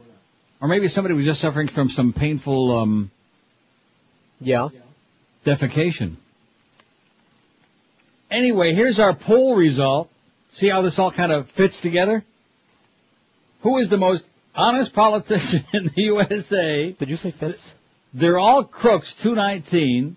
Jimmy Carter, 125. Jesse Ventura, 81. John McCain, be having 72. And George W. Bush, 44, 6.6%. Hang your heads in shame. Bye, bye, bye. The Neil Rogers Show on 560 WQAM, Miami, Fort Lauderdale. I don't do my job as well when I'm constipated.